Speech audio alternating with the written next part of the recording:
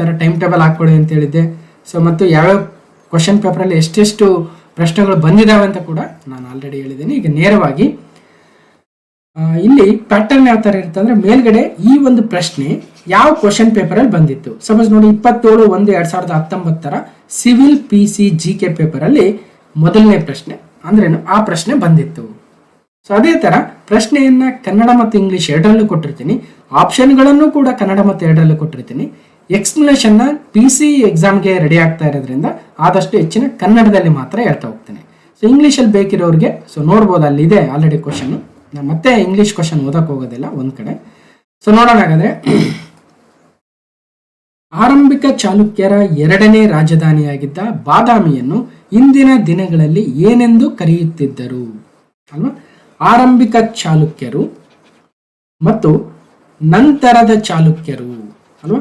Early Chalukyas, litre Chalukyas ಅಂತ ಎರಡು ರೀತಿಯ ಚಾಲುಕ್ಯರನ್ನ ನಾವು ಕಾಣ್ತೀವಿ. ಆಕ್ಚುಲಿ ಮೂರು ರೀತಿಯ ಚಾಲುಕ್ಯರು ಅಲ್ವಾ? ಸೊ ಒಂದ್ ಕಡೆ ಮೊದಲನೇರವರು ಬಾದಾಮಿಯ ಚಾಲುಕ್ಯರು, ಎರಡನೇರವರು ನಮ್ಮ ಕಲ್ಯಾಣದ ಚಾಲುಕ್ಯರು ಮತ್ತು ಮೂರನೇರವರು ವೆಂಗಿಯ ಚಾಲುಕ್ಯರು ಅಂತ ಮೂರು ರೀತಿಯ ಚಾಲುಕ್ಯರನ್ನ ಕಾಣ್ತೀವಿ. ಈ ಚಾಲುಕ್ಯರ ಸ್ಥಾಪಕರು ಯಾರು, ಈ ಚಾಲುಕ್ಯರ ರಾಜಧಾನಿ ಯಾವುದು ಅಲ್ವಾ, ಮತ್ತು ಪ್ರಮುಖ ರಾಜರು ಯಾರು, ಅವರ ಯಾವ್ದಾದ್ರು ಶಾಸನಗಳಿದಾವ, ಅವೆಲ್ಲವುಗಳನ್ನ ನೀವು ಎಕ್ಸಾಮ್ಗೆ ರೆಡಿ ಆಗ್ಬೇಕು. ಕೇಳಿರ್ತಕ್ಕಂಥ ಪ್ರಶ್ನೆ ಆರಂಭಿಕ ಚಾಲುಕ್ಯರ ಎರಡನೇ ರಾಜಧಾನಿಯಾಗಿದ್ದ, ಗಮನಿಸಬೇಕು, ಎರಡನೇ ರಾಜಧಾನಿ ಬಾದಾಮಿಯನ್ನ ಇಂದಿನ ದಿನಗಳಲ್ಲಿ ಏನೆಂದು ಕರೆಯುತ್ತಿದ್ದರು. Badami the second capital of the early Chalukyas was formerly known as ಅಲ್ವಾ. ಸೊ ನಾವೇನಂತ ಕರಿತೀವಿ, ಜಯಸಿಂಹ ಬಾದಾಮಿ ಚಾಲುಕ್ಯರ ಸಂಸ್ಥಾಪಕ ಅಂತ ಕರಿತೀವಿ. ಜಯಸಿಂಹನ ಮಗನಾಗಿರ್ತಕ್ಕಂಥ ರಣರಾಗನ ಮಗನಾಗಿರ್ತಕ್ಕಂಥ ಪುಲಿಕೇಶಿ ಅಥವಾ ಒಂದನೇ ಪುಲಿಕೇಶಿ. ಜಯಸಿಂಹನ ಮಗ ರಣರಾಗನ ಮಗ ಒಂದನೇ ಪುಲಿಕೇಶಿಯು ಐಹೊಳೆಯನ್ನ ರಾಜಧಾನಿಯಾಗಿ ಮಾಡಿಕೊಂಡು ಆಡಳಿತವನ್ನ ನಡೆಸ್ತಾ ಇದ್ರು.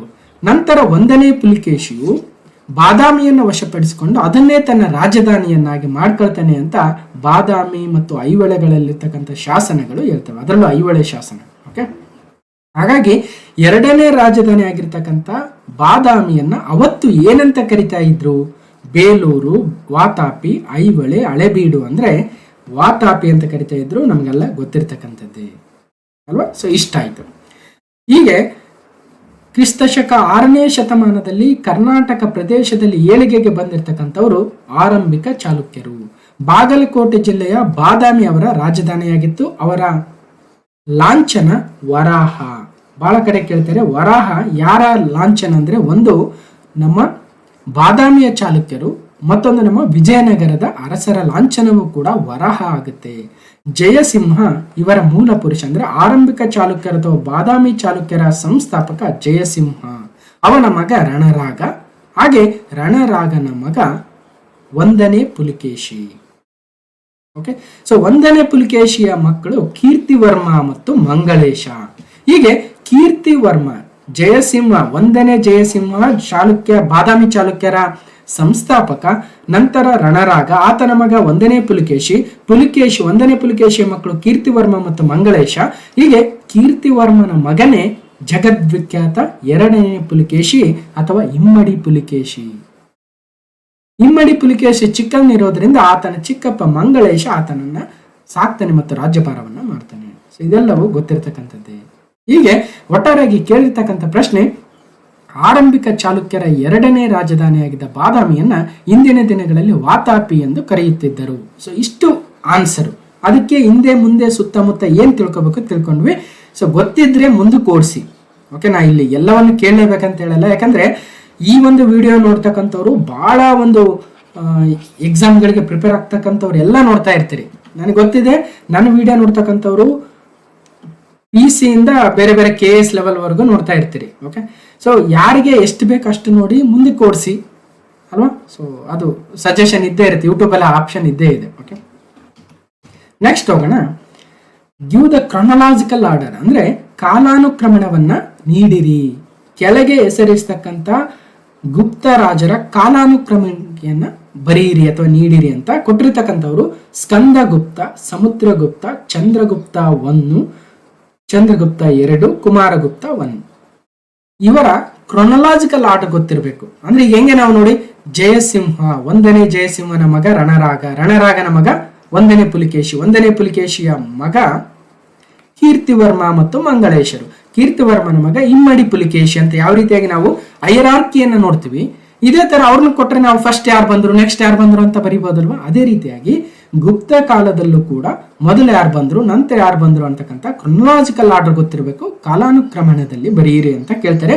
PC 2019 ಸಿವಿಲ್ PCಯಲ್ಲಿ ಕೇಳಿದರೆ. ಓಕೆ, ಹಾಗಾದ್ರೆ ಮೊದಲು ಯಾರು ಬರ್ತಾರೆ?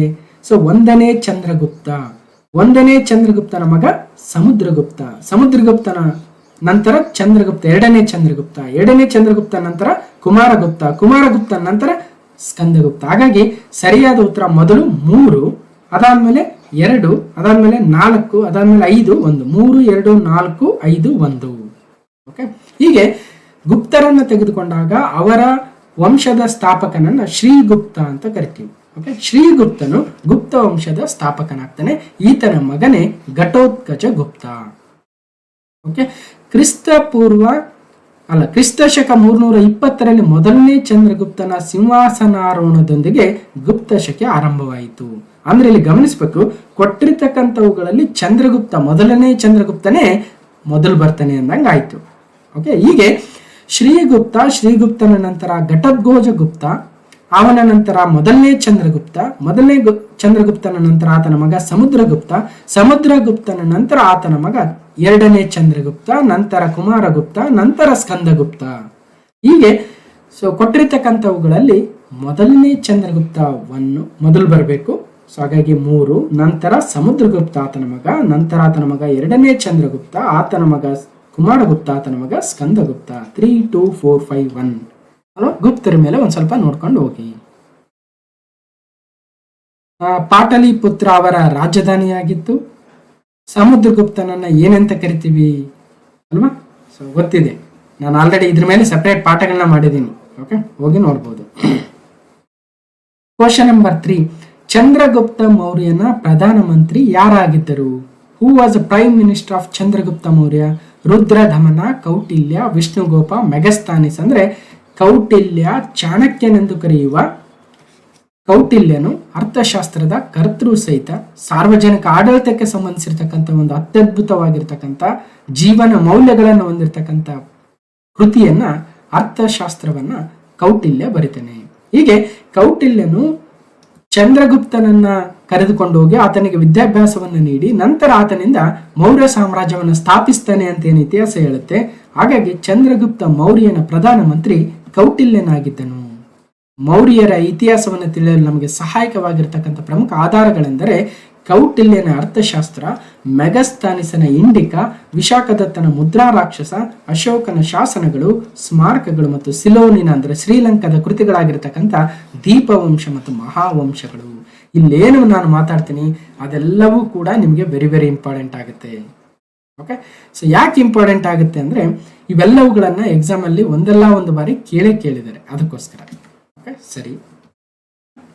ಅರ್ಥಶಾಸ್ತ್ರವನ್ನು ಬರೆದಿರ್ತಕ್ಕಂಥವ್ರು ಕೌಟಿಲ್ಯ. ಇದರ ಸಬ್ಜೆಕ್ಟ್ ಏನಂತ ಬಹಳ ಕಡೆ ಕೇಳಿದರೆ ಇದು ಸಾರ್ವಜನಿಕ ಆಡಳಿತ, ಆರ್ಥಿಕ ನೀತಿ, ಮಿಲಿಟರಿ ಕಾರ್ಯತಂತ್ರಗಳನ್ನ ಒಳಗೊಂಡ ಪ್ರಾಚೀನ ಭಾರತೀಯ ಸಂಸ್ಕೃತ ಗ್ರಂಥವಾಗಿದೆ ಅರ್ಥಶಾಸ್ತ್ರ. ಅದೇ ರೀತಿಯಾಗಿ ಮೆಗಸ್ತಾನಿಸ್ ಇಂಡಿಕಾವನ್ನು ಬರಿತಾನೆ, ಈತ ಗ್ರೀಕ್ ಬರಹಗಾರನಾಗಿರ್ತಾನೆ. ಓಕೆ, ಸೊ ಅದೇ ರೀತಿಯಾಗಿ ಮುದ್ರಾ ರಾಕ್ಷಸವನ್ನ ವಿಶಾಖದತ್ತ 4ನೇ ಶತಮಾನದಲ್ಲಿ ಬರ್ತೇನೆ. ಚಂದ್ರಗುಪ್ತ ಮೌರ್ಯನ ಅಧಿಕಾರಕ್ಕೆ ಏರುವುದನ್ನು ಉಲ್ಲೇಖಿಸಿರ್ತಕ್ಕಂಥ ಕೃತಿ ಮುದ್ರಾ ರಾಕ್ಷಸ 4ನೇ ಶತಮಾನದ ವಿಶಾಖದತ್ತ ಬರೆದಿರ್ತಕ್ಕಂಥದ್ದು. ಅದೇ ರೀತಿಯಾಗಿ ಪಾಳಿ ಭಾಷೆಯಲ್ಲಿ ಶ್ರೀಲಂಕಾದ ಐತಿಹಾಸಿಕ ವೃತ್ತಾಂತವನ್ನು ವಿವರಿಸುವ ಮಹಾಕಾವ್ಯವೇ ಮಹಾವಂಶ 5ನೇ ಶತಮಾನ. ಇದರಲ್ಲಿ ಬೌದ್ಧ ಧರ್ಮ, ಬುದ್ಧನ ಕುರಿತು ಸವಿವರ ಹಾಗೂ ರಾಜ ಚಂದ್ರಗುಪ್ತನ ಮೌರ್ಯನ ಕುರಿತು ಉಲ್ಲೇಖಗಳನ್ನು ಹೊಂದಿರತಕ್ಕಂಥ ಶ್ರೀಲಂಕಾದ 2 ಪುಸ್ತಕಗಳು ಮಹಾವಂಶ ಮತ್ತು ದೀಪವಂಶ 5ನೇ ಶತಮಾನ ಪಾಳಿ ಭಾಷೆಯಲ್ಲಿ ಇದಾವೆ. ನಂತರ ಕ್ವಶನ್ ನಂಬರ್ 4ಕ್ಕೆ ಹೋದಾಗ ಬುದ್ಧನ ಆಕೃತಿಯನ್ನ ಹೊಂದಿದ ನಾಣ್ಯಗಳನ್ನ ಚಲಾವಣೆಗೆ ತಂದ ಅಥವಾ ಪರಿಚಯಿಸಿದ ರಾಜ ಯಾರಾಗಿದ್ದನು ಅಲ್ವಾ? ಸೊ ಬುದ್ಧನ ಆಕೃತಿ ಇರ್ತಕ್ಕಂಥ ನಾಣ್ಯಗಳನ್ನ ಚಲಾವಣೆಗೆ ತರ್ತಾನೆ. ಆ ರಾಜ ಯಾರು? ಕನಿಷ್ಕ, ಹರ್ಷ, ಅಶೋಕ, ಚಂದ್ರಗುಪ್ತ. ಅಂದ್ರೆ ಕನಿಷ್ಕನು ಅಲ್ವಾ? ಹೀಗೆ ಕುಶಾನ ಸಾಮ್ರಾಜ್ಯದ ರಾಜ ಕನಿಷ್ಕನು ತನ್ನ ನಾಣ್ಯಗಳಲ್ಲಿ ಬುದ್ಧನ ಚಿತ್ರವನ್ನು ಹೊಂದಿರತಕ್ಕಂಥ ಮೊದಲ ರಾಜನಾಗ್ತಾನೆ. ನಾಣ್ಯಗಳ ಮೇಲೆ ಬುದ್ಧನು ಸನ್ಯಾಸಿಗಳ ನಿಲುವಂಗಿಯನ್ನು ಧರಿಸಿರ್ತಕ್ಕಂಥ ಮುದ್ರೆಗಳನ್ನ ಕಾನಿಷ್ಕ ಹೊರಡಿಸುತ್ತಾನೆ. ಭಾರತದ ಗ್ರ್ಯಾಂಡ್ ಓಲ್ಡ್ ಮ್ಯಾನ್ ಎಂದು ಪ್ರಸಿದ್ಧಿ ಪಡೆದವರು ಯಾರು? Grand old man of India, ಭಾರತದ ಪಿತಾಮಹ ಅಂತ ಕರಿತೀವಿ, ರವೀಂದ್ರನಾಥ ಟಾಗೋರ್, ಸಿ ರಾಜಗೋಪಾಲಾಚಾರಿ, ಜಯಪ್ರಕಾಶ್ ನಾರಾಯಣ್, ದಾದಾಬಾಯಿ ನವರೋಜಿ. ಅಂದ್ರೆ ದಾದಾಬಾಯಿ ನವರೋಜಿ ಅವರನ್ನ ನಾವು the grand old man of India ಅಂತ ಕರಿತೀವಿ. ಓಕೆ, ಪಲ್ಲವರ ಆಳ್ವಿಕೆಯಲ್ಲಿ ಸುಪ್ರಸಿದ್ಧವಾಗಿರತಕ್ಕಂಥ ವಿದ್ಯಾಕೇಂದ್ರ ಯಾವುದಾಗಿತ್ತು? Which was a famous education centre during the rule of Pallavas? Mahabalipuram, Madurai, Kanchi, Thanjavur. ಅಂದ್ರೆ ಕಾಂಚಿಯಲ್ಲಿ ಅಥವಾ ಕಂಚಿಯಲ್ಲಿ ಪಲ್ಲವರು ಏನು ರಾಜಧಾನಿಯನ್ನಾಗಿ ಮಾಡಿಕೊಂಡು ಆಡಳಿತವನ್ನು ಮಾಡ್ತಾ ಇದ್ರು. ಆ ಕಂಚಿಯು ಆಗಿನ ಕಾಲದಲ್ಲಿ ಸುಪ್ರಸಿದ್ಧವಾಗಿರತಕ್ಕಂಥ ವಿದ್ಯಾಕೇಂದ್ರವಾಗಿತ್ತು. ಅಂದ್ರೆ ನಮ್ಮ ಕನ್ನಡದ ಮೊದಲ ರಾಜವಂಶ ಕದಂಬರ ಸಂಸ್ಥಾಪಕ ಮಯೂರ ವರ್ಮ ಅಥವಾ ಮಯೂರ ಶರ್ಮನು ಕೂಡ ಕಂಚಿಯಲ್ಲಿಯೇ ತನ್ನ ವಿದ್ಯಾಭ್ಯಾಸವನ್ನು ಮಾಡಿದ್ದ ಅಂತ ಇತಿಹಾಸ ಹೇಳುತ್ತೆ ಅಲ್ವಾ. ಸೊ ಅದನ್ನ ನಾವು ಮಯೂರ ಮೂವಿಯಲ್ಲಿ ನೋಡ್ತೀವಿ. ರಾಜಕುಮಾರ ಹೋಗಿ ಆ ಕಾಂಚಿಯ ಬೀದಿಗಳಲ್ಲಿ ಅಲಿತಾ ಇರತಕ್ಕಂಥ ಒಬ್ಬ ಅದೇಗೆ ರಾಜನಾಗೋದಕ್ಕೆ ಸಾಧ್ಯ ಅಂತ ಕೇಳ್ತಾನೆ. ಯಾರು? ಪಲ್ಲವ ಚಕ್ರವರ್ತಿ ಶಿವಸ್ಕಂದ ವರ್ಮ. ಅವಾಗ ಹೇಳ್ತಾನೆ ರಾಜಕುಮಾರ್ ಒಂದು ಡೈಲಾಗ್, ಪಲ್ಲವ ಚಕ್ರವರ್ತಿ ಶಿವಸ್ಕಂದ ವರ್ಮ ಅಂತಲ್ವ. ಸಾಕಿಷ್ಟ. ನೆಕ್ಸ್ಟ್ ಯಾವಾಗ ನೋಡೋಣ. ಓಕೆ, ಸೊ ಹೀಗೆ ಕಾಂಚಿ ಒಂದು ಅತ್ಯುತ್ತಮ ಶಿಕ್ಷಣ ಮತ್ತು ಕಲಿಕಾ ಕೇಂದ್ರವಾಗಿತ್ತು. ಕದಂಬ ರಾಜವಂಶದ ಸ್ಥಾಪಕ ಮಯೂರ ಶರ್ಮನು ಕಂಚಿಯಲ್ಲಿ ವೇದಾಧ್ಯಯನವನ್ನ ಮಾಡಿದ್ದ ಅಲ್ವಾ. ಹೀಗೆ ಚೋಳರ ಕಾಲದಲ್ಲಿ ತಮಿಳು ರಾಮಾಯಣವನ್ನ ಬರೆದವರು ಯಾರು? Who wrote the Tamil Ramayana during the period of Cholas? So Valmiki, Kamban, Shankaracharya, Rajendra Chola. ಅಂದ್ರೆ ಕಂಬನ್ನು ಚೋಳರ ಕಾಲದಲ್ಲಿ ತಮಿಳು ರಾಮಾಯಣವನ್ನ ಬರಿತಾನೆ. ಓಕೆ, ಕವಿ ಚಕ್ರವರ್ತಿ ಕಂಬನ್ ಅಂತ ಕರೀತಾರೆ. ದೆಹಲಿ ಸುಲ್ತಾನರ ಆಡಳಿತಾವಧಿಯಲ್ಲಿ ಜಕಾತಿ ಅಥವಾ ಜಕಾತ್ ಇದರ ಅರ್ಥ ಏನಾಗಿತ್ತು ಅಂತ 2019 ಸಿವಿಲ್ ಪಿಸಿಯಲ್ಲಿ ಕಂಟಿನ್ಯೂಸ್ ಆಗಿ ಹಿಸ್ಟ್ರಿಗಳನ್ನ ಕೇಳಿದೆ ನೋಡಿ. ಸೊ ದೆಹಲಿ ಸುಲ್ತಾನರ ಆಡಳಿತಾವಧಿಯಲ್ಲಿ ಜಕಾತ್ ಎಂದರೆ ಮುಸ್ಲಿಮರ ಮೇಲಿನ ತೆರಿಗೆಯಾಗಿತ್ತು. ಶ್ರೀಮಂತ ವರ್ಗಕ್ಕೆ ಸೇರಿದ ಮುಸ್ಲಿಮರ ಮೇಲೆ ವಿಧಿಸಲಾದ ಧಾರ್ಮಿಕ ತೆರಿಗೆ ಜಕಾತ್ ಆಗುತ್ತೆ. ಓಕೆ, ಅದೇ ತರ ಕರಾಜ್ ಎಂದರೆ ನಾನ್ ಮುಸ್ಲಿಮ್ಸ್ ಮೇಲೆ ಲ್ಯಾಂಡ್ ಟ್ಯಾಕ್ಸ್ ಅಥವಾ ಭೂ ಕಂದಾಯವನ್ನ ಆಗ್ತಕ್ಕಂಥದ್ದು. ಕಾಮ್ಸ್ ಎಂದರೆ ಯುದ್ಧ ಕಂದಾಯವಾಗಿತ್ತು. ಓಕೆ, ಸೊ ಹೀಗೆ ಜಕಾತು, ಜಿಜಾ, ಕರಾಜು, ಕಾಮ್ಸು ಇವೆಲ್ಲವೂ ದೆಹಲಿ ಸುಲ್ತಾನರ ಕಾಲದಲ್ಲಿದ್ದಂತಹ ವಿವಿಧ ತೆರಿಗೆಗಳಾಗಿದ್ದವು. ಸೊ ತುಘಲಕ್ ನಾಮವನ್ನ ಬರೆದಿರ್ತಕ್ಕಂಥವ್ರು ಯಾರು ಅಂದ್ರೆ ಅಮೀರ್ ಖುಸ್ರು, ನಾಸಿರುದ್ದೀನ್, ಭರಣಿ, ಇಸಾಮಿ. ಅಂದ್ರೆ ಅಮೀರ್ ಖುಸ್ರು ತುಘಲಕ್ ನಾಮದ ಕರ್ತೃ ಆಗ್ತಾನೆ. ಹೀಗೆ 13ನೇ ಶತಮಾನದಲ್ಲಿ ಅಮೀರ್ ಖುಸ್ರು ತುಘಲಕ್ ನಾಮವನ್ನು ಬರಿತಾನೆ. ಇದರಲ್ಲಿ ಗಿಯಾಸುದ್ದೀನ್ ತುಘಲಕ್ ಮತ್ತು ಇತರ ತುಘಲಕ್ ಆಡಳಿತಗಾರರ ಆಳ್ವಿಕೆಯ ಬಗ್ಗೆ ಇದೆ ಅಮೀರ್ ಖುಸ್ರು ಸೊ ತುಘಲಕ್ ನಾಮ. ಇನ್ನು ಅರ್ಥಶಾಸ್ತ್ರ ಗೊತ್ತಿದೆ, ಕೌಟಿಲ್ಯ.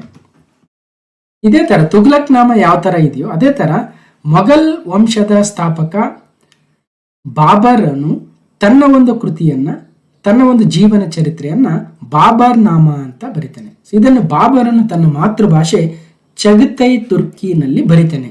ಯಾವುದು? ಚಗತೈ ತುರ್ಕಿ. ಬಹಳ ಕಡೆ ಕೇಳಿದರೆ ಯಾವ ಭಾಷೆಯಲ್ಲಿ ಅಂದ್ರೆ ಚಗತೈ ತುರ್ಕಿಯಲ್ಲಿ. ಬಾಬರ್ ನಾಮವನ್ನು ಬರೆದವರು ಯಾರು ಅಂದ್ರೆ ಮೊಘಲ್ ವಂಶದ ಸಂಸ್ಥಾಪಕ ಬಾಬರ್. ಹೀಗೆ ಮೊಘಲ್ ಸಾಮ್ರಾಜ್ಯದ ಸ್ಥಾಪಕ ಜಹೀರ್ ಉದ್-ದಿನ್ ಮೊಹಮ್ಮದ್ ಬಾಬರನು ತನ್ನ ಆತ್ಮಚರಿತ್ರೆಯನ್ನು ಬರಿತಾನೆ. ಅದರ ಹೆಸರೇ ಬಾಬರ್ ನಾಮ. ಅದೇ ರೀತಿಯಾಗಿ ಬಾಬರ್ನ ಮಗನಾಗಿರ್ತಕ್ಕಂಥ ಹುಮಾಯೂನನು ತಾನು ಬರೆಯೋದಿಲ್ಲ ಹುಮಾಯೂನ್ ನಾಮವನ್ನ, ಬದಲಾಗಿ ಹುಮಾಯೂನನ ಮರಣದ ನಂತರ ಹುಮಾಯೂನನ ಮಗನಾಗಿರ್ತಕ್ಕಂಥ ಅಕ್ಬರನು ಹುಮಾಯೂನನ ಸಹೋದರಿಯಾಗಿರ್ತಕ್ಕಂಥ ಗುಲ್ಬದನ್ ಬೇಗಮನ್ನ ಕೇಳ್ತಾನೆ. ಅಂದ್ರೆ ಅಕ್ಬರ್ ತನ್ನ ಅತ್ತೆಯನ್ನ ಕೇಳ್ತಾನೆ, ನಾನು ಚಿಕ್ಕವನಿದ್ದಾಗ ನನ್ನ ತಂದೆ ತೀರೋಗಿದ್ದಾರೆ, ಅವ್ರ ಬಗ್ಗೆ ನೀನು ಹುಮಾಯೂನ್ ನಾಮವನ್ನ ಬರಿ ಅಂತ. ಹೀಗೆ ತನ್ನ ಸೋದರಳಿಯ ಚಕ್ರವರ್ತಿ ಅಕ್ಬರನ ಕೋರಿಕೆಯ ಮೇರೆಗೆ ಗುಲ್ಬದನ್ ಬೇಗಮು ಬರೆದಿರ್ತಕ್ಕಂಥ ಚಕ್ರವರ್ತಿ ಹುಮಾಯೂನನ ಜೀವನದ ಕಥೆಯೇ ಹುಮಾಯೂನ್ ನಾಮ ಆಗುತ್ತೆ. ಗುಲ್ಬದನ್ ಬೇಗಮು ಒಬ್ಬ ಮೊಘಲ್ ರಾಜಕುಮಾರಿಯಾಗಿದ್ಲು ಮತ್ತು ಮೊಘಲ್ ಸಾಮ್ರಾಜ್ಯದ ಸಂಸ್ಥಾಪಕ ಚಕ್ರವರ್ತಿ ಬಾಬರ್ನ ಮಗಳು ಮತ್ತು ಹುಮಾಯೂನನ ಸಹೋದರಿ, ಮಲ ಸಹೋದರಿ. ಓಕೆ, ಸೊ ಅದೇ ತರ ಐನ್ ಇ ಅಕ್ಬರಿಯನ್ನು ಯಾರು ಬರೀತಾರೆ ಅಂದ್ರೆ ಅಬುಲ್ ಫಜಲ್, ಅಕ್ಬರನ ಆಸ್ಥಾನದ ಇತಿಹಾಸಕಾರ, ಪರ್ಷಿಯನ್ ಭಾಷೆಯಲ್ಲಿ ಬರೀತಾನೆ. ಚಕ್ರವರ್ತಿ ಅಕ್ಬರನ ಅಧಿಕಾರಾವಧಿಯಲ್ಲಿ ಮೊಘಲ್ ಸಾಮ್ರಾಜ್ಯದ ಆಡಳಿತವನ್ನು ದಾಖಲಿಸುವ 16ನೇ ಶತಮಾನದ ವಿವರವಾದ ಗ್ರಂಥವೇ ಐನ್ ಇ ಅಕ್ಬರಿ. ಅದೇ ತರ ಅಬುಲ್ ಫಜಲು ಯಾವ ರೀತಿಯಾಗಿ ಅಕ್ಬರನ ತಾತ ಬಾಬರ್ನಾಮವನ್ನು ತಾನೇ ಬರ್ಕೊಳ್ತಾನೆ, ಅದೇ ರೀತಿಯಾಗಿ ಅಕ್ಬರನ ತಂದೆ ಆಗಿರತಕ್ಕಂಥ ಹುಮಾಯೂನನ ಇತಿಹಾಸವನ್ನು ಹುಮಾಯೂನ್ ನಾಮ ಅಂತ ಅಕ್ಬರನ ಅತ್ತೆ ಗುಲ್ಬದನ್ ಬೇಗಂ ಹೇಗೆ ಬರೀತಾಳೋ, ಅದೇ ರೀತಿಯಾಗಿ ಅಕ್ಬರನ ಜೀವನ ಚರಿತ್ರೆಯನ್ನು ಅಕ್ಬರ್ ನಾಮ ಎನ್ನುವ ಕೃತಿಯಲ್ಲಿ ಅಬುಲ್ ಫಜಲ್ ಅನ್ನು ಬರೀತಾನೆ. ಇದು ಅಕ್ಬರನ ಆಳ್ವಿಕೆಯ ಇತಿಹಾಸ ಹಾಗೂ ಅವನ ಪೂರ್ವಜರ ಆಡಳಿತದ ಬಗ್ಗೆ ಮಾಹಿತಿಯನ್ನು ಹೊಂದಿದೆ. ಅಬುಲ್ ಫಜಲ್, ಐನ್ ಇ ಅಕ್ಬರಿ ಮತ್ತು ಅಕ್ಬರ್ ನಾಮ. ಓಕೆ, ಇನ್ನು ಪದ್ಮಾವತ್ತು, ಹೀಗೆ ಕೆಲವೊಂದಷ್ಟು ಕೃತಿಗಳನ್ನ ಕೇಳ್ತಾ ಹೋಗ್ತಾರೆ. ಸೂಫಿ ಕವಿ ಮಲಿಕ್ ಮೊಹಮ್ಮದ್ ಜೈಸಿನು ಪದ್ಮಾವತನ್ನ ಬರೀತಾನೆ. ಓಕೆ, ಅದೇ ರೀತಿಯಾಗಿ ಸೂರ್ದಾಸರು ಕೂಡ ಸೂರ್ ಸಾಗರವನ್ನ ಬರೀತಾರೆ. ಓಕೆ, ತುಜಕಿ ಜಹಾಂಗೀರನ್ ಯಾರು ಬರ್ತಾರೆ? ಮೊಘಲ್ ಚಕ್ರವರ್ತಿ ಜಹಾಂಗೀರನು ತನ್ನ ಆತ್ಮಚರಿತ್ರೆ ತುಜಕಿ ಜಹಾಂಗೀರ್ ಅಥವಾ ಜಹಾಂಗೀರ್ ನಾಮ ಅಂತ ಬರೀತಾನೆ. ಓಕೆ, ಸೊ ತುಜಕಿ ಜಹಾಂಗೀರನು ಪರ್ಷಿಯನ್ ಭಾಷೆಯಲ್ಲಿ ಬರೆದನು ಮತ್ತು ಬಾಬರ್ ನಾಮ ಬರೆದ ತನ್ನ ಮುತ್ತಜ್ಜ ಬಾಬರನ ಸಂಪ್ರದಾಯವನ್ನು ಅನುಸರಿಸ್ತಾನೆ. ಅಂದ್ರೆ ಬಾಬರ್ ನಾಮ ಬರೆದ, ಬಾಬರ್ನ ಮಗ ಹುಮಾಯೂನನ ಹೆಸರಲ್ಲಿ ಹುಮಾಯೂನ್ ನಾಮ ಅಂತ ಗುಲ್ಬದನ್ ಬೇಗಂ ಬರಲು, ಅದೇ ರೀತಿಯಾಗಿ ಬಾಬರ್ನ ಮೊಮ್ಮಗನಾಗಿರ್ತಕ್ಕಂಥ ಅಕ್ಬರನ ಜೀವನ ಚರಿತ್ರೆಯನ್ನು ಅಕ್ಬರ್ ನಾಮ ಎನ್ನುವುದರಲ್ಲಿ ಅಬುಲ್ ಫಜಲ್ ಬರೆದ. ಅದೇ ರೀತಿಯಾಗಿ ಬಾಬರ್ನ ಮರಿಮೊಮ್ಮಗನಾಗಿರ್ತಕ್ಕಂಥ ಜಹಾಂಗೀರನು ತಾನೇ ಸ್ವತಃ ಬರ್ತಾನೆ, ತನ್ನ ಮುತ್ತಜ್ಜನ ರೀತಿಯಲ್ಲಿ ಸ್ವಂತ ತಾನೇ ಬರ್ಕೊಳ್ತಾನೆ ಆತ್ಮಚರಿತ್ರೆಯನ್ನ ಜಹಾಂಗೀರ್ ನಾಮ ಅಥವಾ ತುಜ್ಕೆ ಜಹಾಂಗೀರಿ. ಅಲ್ವಾ, ಚೆನ್ನಾಗಿದೆ. ಸೊ ಪೃಥ್ವಿರಾಜ ಬರೆದಿರ್ತಕ್ಕಂಥವ್ರು ಚಾಂದ್ ಬರ್ದಾಯಿ, ರಾಜನ ಆಸ್ಥಾನ ಕವಿಯಾಗಿದ್ದ ಪೃಥ್ವಿರಾಜ್ ಚೌಹಾಣ್ ಅವರ ಜೀವನದ ಕುರಿತ ಬ್ರಜ್ ಭಾಷೆ ಮಹಾಕಾವ್ಯವಾಗುತ್ತೆ. ಹೀಗೆ ಒಟ್ಟಾರೆಯಾಗಿ ಕೇಳಿರ್ತಕ್ಕಂಥ ಪ್ರಶ್ನೆ ಕೇವಲ ತುಘಲಕ್ ನಾಮವನ್ನು ಬರೆದಿರ್ತಕ್ಕಂಥವ್ರು ಅಮೀರ್ ಖುಸ್ರು, ಗಿಯಾಸುದ್ದೀನ್ ತುಘಲಕರ ಆಡಳಿತ ವ್ಯವಸ್ಥೆಯ ಬಗ್ಗೆ. ಓಕೆ, ಸೊ ಅದೇ ರೀತಿಯಾಗಿ ಇನ್ನೇನು ಕೇಳ್ಬೋದು ಅನ್ನೋದನ್ನು ಕೂಡ ಒಂದು ಸ್ವಲ್ಪ ರೀಕ್ಯಾಪ್ ಮಾಡ್ಕೊಂಡ್ವಿ. ವಿಜಯನಗರ ಸಾಮ್ರಾಜ್ಯದ ಆಡಳಿತಾವಧಿಯಲ್ಲಿ ಯಾವುದು ಪ್ರಮುಖ ಸಂಗೀತ ಸಾಧನವಾಗಿತ್ತು ಅಂದ್ರೆ ವೀಣೆ, ಸಿತಾರ್, ಮೃದಂಗ, ತಬಲಾ ಅಲ್ವಾ. ವಿಜಯನಗರ ಸಾಮ್ರಾಜ್ಯದ ಆಡಳಿತಾವಧಿಯಲ್ಲಿ ಯಾವುದು ಪ್ರಮುಖ ಸಂಗೀತ ಸಾಧನ ಅಂದ್ರೆ ವೀಣೆಯಾಗಿತ್ತು. ಭಾರತದ ಉಕ್ಕಿನ ಮನುಷ್ಯ ಗೊತ್ತಿರತಕ್ಕಂಥದ್ದೇ ಸರ್ದಾರ್ ವಲ್ಲಭಭಾಯಿ ಪಟೇಲ್ ಅವರು. ಇವರು 31 ಅಕ್ಟೋಬರ್ 2018 ಪ್ರಧಾನಿ ನರೇಂದ್ರ ಮೋದಿ ಅವರು ಅವರ ಒಂದು ಸರ್ದಾರ್ ಪಟೇಲರ ಜನ್ಮದಿನದಂದು 182 ಮೀಟರ್ ಎತ್ತದ ಏಕತೆಯ ಮೂರ್ತಿ ಅಥವಾ ಈಕ್ವಿಟಿ ಸ್ಟ್ಯಾಚ್ಯೂ ಅಂತ ಕರಿತೀವಲ್ವ, ಸೊ ರೈಟ್, ಅದನ್ನ ಏಕತಾ ಮೂರ್ತಿಯನ್ನ ಉದ್ಘಾಟನೆಯನ್ನ ಮಾಡಿದ್ರು. ಇವರು ಭಾರತದ ಪ್ರಪ್ರಥಮ ಉಪ ಪ್ರಧಾನಮಂತ್ರಿಗಳು ಮತ್ತು ಗೃಹ ಸಚಿವರು. Statue of equity. ಅಕ್ಬರನು ಭೂಕಂದಾಯ ಸುಧಾರಣೆಗಳಿಗೆ ಪ್ರಸಿದ್ಧನಾಗಿದ್ದಾನೆ. ಇದರ ಹಿಂದೆ ಕಾರ್ಯನಿರ್ವಹಿಸಿದ ಮೆದುಳು ಯಾರದಾಗಿತ್ತು ಅಂದ್ರೆ ಗೊತ್ತಿರತಕ್ಕಂಥದ್ದೇ ತೋಡರ ಮಲ್ಲ. ಅಕ್ಬರನ ಹಣಕಾಸು ಮಂತ್ರಿಯಾಗಿದ್ದಂತಹ ತೋಡರ ಮಲ್ಲನು ಸಾಕಷ್ಟು ವ್ಯವಸ್ಥೆಗಳನ್ನ, ತೆರಿಗೆ ವ್ಯವಸ್ಥೆಗಳನ್ನ, ಭೂಕಂದಾಯ ವ್ಯವಸ್ಥೆಗಳನ್ನ, ಸುಧಾರಣೆಗಳನ್ನ ತರ್ತಾನೆ. ಸೊ ಅಕ್ಬರನ ಹಣಕಾಸು ಮಂತ್ರಿ ತೋಡರ ಮಲ್ಲ. ಸೊ ದೆಹಲಿಯ ಕೆಂಪು ಕೋಟೆ ನಿರ್ಮಿಸಿದವರು ಶಹಜಹಾನ್ ಅಲ್ವಾ. ಸೊ ಗೊತ್ತಿರತಕ್ಕಂಥದ್ದು. ಹೀಗೆ ಶಹಜಹಾನು ಆಗ್ರಾದಲ್ಲಿರ್ತಕ್ಕಂಥ ತಾಜ್ ಮಹಲ್ ಅನ್ನ, ಜೊತೆಗೆ ಕೆಂಪು ಕೋಟೆಯನ್ನ, ಹೀಗೆ ಇವುಗಳನ್ನ ನಿರ್ಮಿಸಿರ್ತಕ್ಕಂಥ. ನೆಕ್ಸ್ಟ್ ಬಾಬರ್ನ ಮಗ ಹುಮಾಯೂನ್ ಮಗ ಅಕ್ಬರು, ಅಕ್ಬರ್ನ ಮಗ ಜಹಾಂಗೀರ್ನ ಮಗ ಶಹಜಹಾನ್ನ ಮಗ ಔರಂಗಜೇಬ್. ಕಾಣಿಸ್ತಾ ಇದೆಯಾ? Right, okay. ಸೊ ಮುಂದೆ ಹೋಗೋಣ. ಚೀನಾ ದೇಶಕ್ಕೆ ತನ್ನ ರಾಯಭಾರಿಯನ್ನ ಕಳುಹಿಸಿದ ಮೊದಲ ವಿಜಯನಗರದ ಅರಸು ಹರಿಹರ II ಬುಕ್ಕಾವನ್ ದೇವರಾಯ ಅಥವಾ 1ನೇ ದೇವರಾಯ ಅಂದ್ರೆ ಒಂದನೇ ಬುಕ್ಕನು ತನ್ನ ರಾಯಭಾರಿಯನ್ನ ಚೀನಾ ದೇಶಕ್ಕೆ ಕಳುಹಿಸಿದ ವಿಜಯನಗರದ ಮೊದಲ ಅರಸನಾಗ್ತಾನೆ. ಸೊ ಜಹಾಂಗೀರನ ಆಡಳಿತಾವಧಿಯಲ್ಲಿ ಸಂದರ್ಶಿಸಿದ ಇಂಗ್ಲಿಷ್ ರಾಯಭಾರಿ ಯಾರು ಅಂದ್ರೆ ಸರ್ ಥಾಮಸ್ ರೋ ಜಹಾಂಗೀರನ ಆಡಳಿತಾವಧಿಯಲ್ಲಿ ಸಂದರ್ಶನವನ್ನ ಕೊಡ್ತಾನೆ, ಅಂದ್ರೆ ಭಾರತಕ್ಕೆ ಬರ್ತಾನೆ ಅಂದ Sir Thomas Roe. So 18 September 1615 Mughal ಚಕ್ರವರ್ತಿ ಜಹಾಂಗೀರನ ಆಸ್ಥಾನಕ್ಕೆ ಇಂಗ್ಲಿಷ್ನ ರಾಜ ಜೇಮ್ಸ್ ಒನ್ನ ರಾಯಭಾರಿಯಾಗಿ ಸರ್ ಥಾಮಸ್ ರೋ ಬರ್ತಾನೆ. ಇಮೇಜ್ ಅಲ್ಲಿ ಕಾಣ್ಬೋದು. ಓಕೆ, ಸೊ ಸೂರತ್ನ ಬಂದರಿಗೆ ಆಗಮಿಸ್ತಾನಂತೆ. ಮಹಾತ್ಮ ಗಾಂಧಿಯವರು ಪ್ರಥಮ ಸತ್ಯಾಗ್ರಹವನ್ನ ಎಲ್ಲಿ ಆರಂಭಿಸಿದರು ಅಂದ್ರೆ ಚಂಪಾರಣ್ಯ ಸತ್ಯಾಗ್ರಹ ಮೊದಲ ಬಾರಿಗೆ 1917ರಲ್ಲಿ ಬಿಹಾರದ ಚಂಪಾರಣ್ಯ ಜಿಲ್ಲೆಯಲ್ಲಿ ಅಲ್ಲಿ ಸತ್ಯಾಗ್ರಹವನ್ನ ಆರಂಭಿಸ್ತಾರೆ. ಕಾರಣ ರೌಲತ್ ಕಾಯ್ದೆಯ ವಿರೋಧಿ ಆಂದೋಲನವಾಗಿರುತ್ತೆ. ಚಂಪಾರಣ್ಯ ಸತ್ಯಾಗ್ರಹ ಮಹಾತ್ಮ ಗಾಂಧೀಜಿಯವರ ಮೊಟ್ಟ ಮೊದಲ ಸತ್ಯಾಗ್ರಹವೂ ಕೂಡ. ಯಾವ ಕಾಂಗ್ರೆಸ್ ಅಧಿವೇಶನದಲ್ಲಿ ಗಾಂಧಿ ಇರ್ವಿನ್ ಒಪ್ಪಂದ ಅಂಗೀಕರಿಸಲ್ಪಡುತ್ತೆ ಅಂದ್ರೆ ಕಲ್ಕತ್ತಾ ಅಧಿವೇಶನ, ಕರಾಚಿ ಕಾಂಗ್ರೆಸ್ ಅಧಿವೇಶನ, ಲಾಹೋರ್ ಅಧಿವೇಶನ, ತ್ರಿಪುರಾ ಅಧಿವೇಶನ. ಅಂದ್ರೆ ಕರಾಚಿ ಕಾಂಗ್ರೆಸ್ ಅಧಿವೇಶನದಲ್ಲಿ ಗಾಂಧಿ ಮತ್ತು ಇರ್ವಿನ್ನರ ಮಧ್ಯೆ ಒಪ್ಪಂದಗಳಾಗ್ತವೆ. ಓಕೆ, 1931 ಕರಾಚಿ ಅಧಿವೇಶನ, ಗಾಂಧಿ ಇರ್ವಿನ್ ಒಪ್ಪಂದ ಮಾರ್ಚ್ 26ರಿಂದ 31ರವರೆಗೆ ಆಗಿತ್ತು. ಭಾರತದಲ್ಲಿ ಫ್ರೆಂಚರ ಅದೃಷ್ಟ ಪರೀಕ್ಷೆಗೆ ನಿರ್ಣಾಯಕವಾಗಿರ್ತಕ್ಕಂಥ ಕದನ ಪ್ಲಾಸಿ, ಬಕ್ಸಾರ್, ಪ್ರಥಮ ಕರ್ನಾಟಕ ಯುದ್ಧ, ವಾಂಡಿವಾಶ್ ಕದನ. ಅಂದ್ರೆ ವಾಂಡಿವಾಶ್ ಕದನ ಫ್ರೆಂಚರ ಮತ್ತು ಬ್ರಿಟಿಷರ ನಡುವೆ ಏನು ನಡೆಯುತ್ತೆ, ಫ್ರೆಂಚರ ಅದೃಷ್ಟ ಪರೀಕ್ಷೆಗೆ ನಡೆದಿರತಕ್ಕಂಥ ನಿರ್ಣಾಯಕ ಕದನವೇ ಅಂತ ಕರಿಬಹುದು.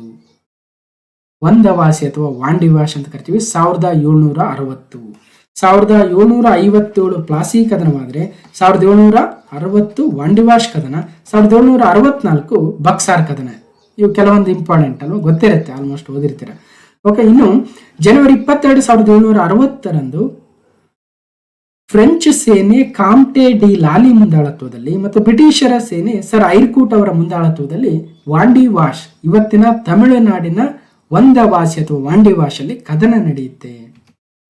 ಯಾವ ಇಸವೆಯಲ್ಲಿ ಕಸ್ತೂರ್ಬಾ ಗಾಂಧಿ ಅವರು ಜೈಲಿನಲ್ಲಿ ನಿಧನ ಹೊಂದಿದ್ರು ಅಂದ್ರೆ 1944ರಲ್ಲಿ. ಓಕೆ, 1883ರಲ್ಲಿ ಮಹಾತ್ಮ ಗಾಂಧಿ ಅವರನ್ನ ವಿವಾಹವಾಗ್ತಾರೆ. ಕ್ವಿಟ್ ಇಂಡಿಯಾ ಚಳವಳಿಯಲ್ಲಿ ಭಾಗವಹಿಸ್ತಾರೆ. ಅದಕ್ಕಾಗಿ ಅವ್ರನ್ನ ಜೈಲಿಗೆ ಹಾಕ್ತಾರೆ. ಆಗಾ ಖಾನ್ ಅರಮನೆಯಲ್ಲಿ ಬಂಧಿಸಿಡಲಾಯಿತು. ಹೀಗೆ 1944ರಲ್ಲಿ ಕಸ್ತೂರ್ಬಾಯಿ ಮೋಹನ್ ದಾಸ್ ಗಾಂಧಿರವರು ತೀರ್ಕೊಳ್ತಾರೆ. ಹರಪ್ಪ ನಗರವು ಯಾವ ನದಿಯ ದಂಡೆಯ ಮೇಲೆ ಸ್ಥಾಪಿಸಲ್ಪಟ್ಟಿತು ಅಂದ್ರೆ ರಾವಿ ನದಿಯ ದಂಡೆಯ ಮೇಲೆ. ಅಂದ್ರೆ ಸಿಂಧೂ ನದಿ, ಇಂಡಸ್ ವ್ಯಾಲಿ ಸಿವಿಲೈಸೇಷನ್ ಅಂತ ಏನು ಕರಿತೀವಿ ಅಲ್ವಾ. ಸೊ ಸಿಂಧೂ ನದಿಗೆ ನಮ್ಮ ಭಾರತದಿಂದ ಸಾಕಷ್ಟು ನದಿಗಳು, ಅಂದ್ರೆ ಸಿಂಧೂ ನದಿಯು ಕೂಡ ಭಾರತದ ನದಿಯೇ. ಮುಂದೆ ಅದು ಹೋಗಿ ಪಾಕಿಸ್ತಾನದ ಮೂಲಕ ಹರಿದು ಹೋಗಿ ಅರಬ್ಬಿ ಸಮುದ್ರವನ್ನ ಸೇರುತ್ತೆ. ಅದು ಸೇರುವ ಮುಂಚೆ ನಮ್ಮ ಪಂಜಾಬಿನ 5 ನದಿಗಳೇನಿದಾವೆ, ಒಂದು ಸಟ್ಲೇಜ್ ಆಗಿರ್ಬೋದು, ಇನ್ನೊಂದು ರಾವಿ, ಇನ್ನೊಂದು ಚೇನಾಬು, ಜೇಲಮ್ಮು, ಇನ್ನೊಂದು ಯಾವ್ದು ಬರುತ್ತೆ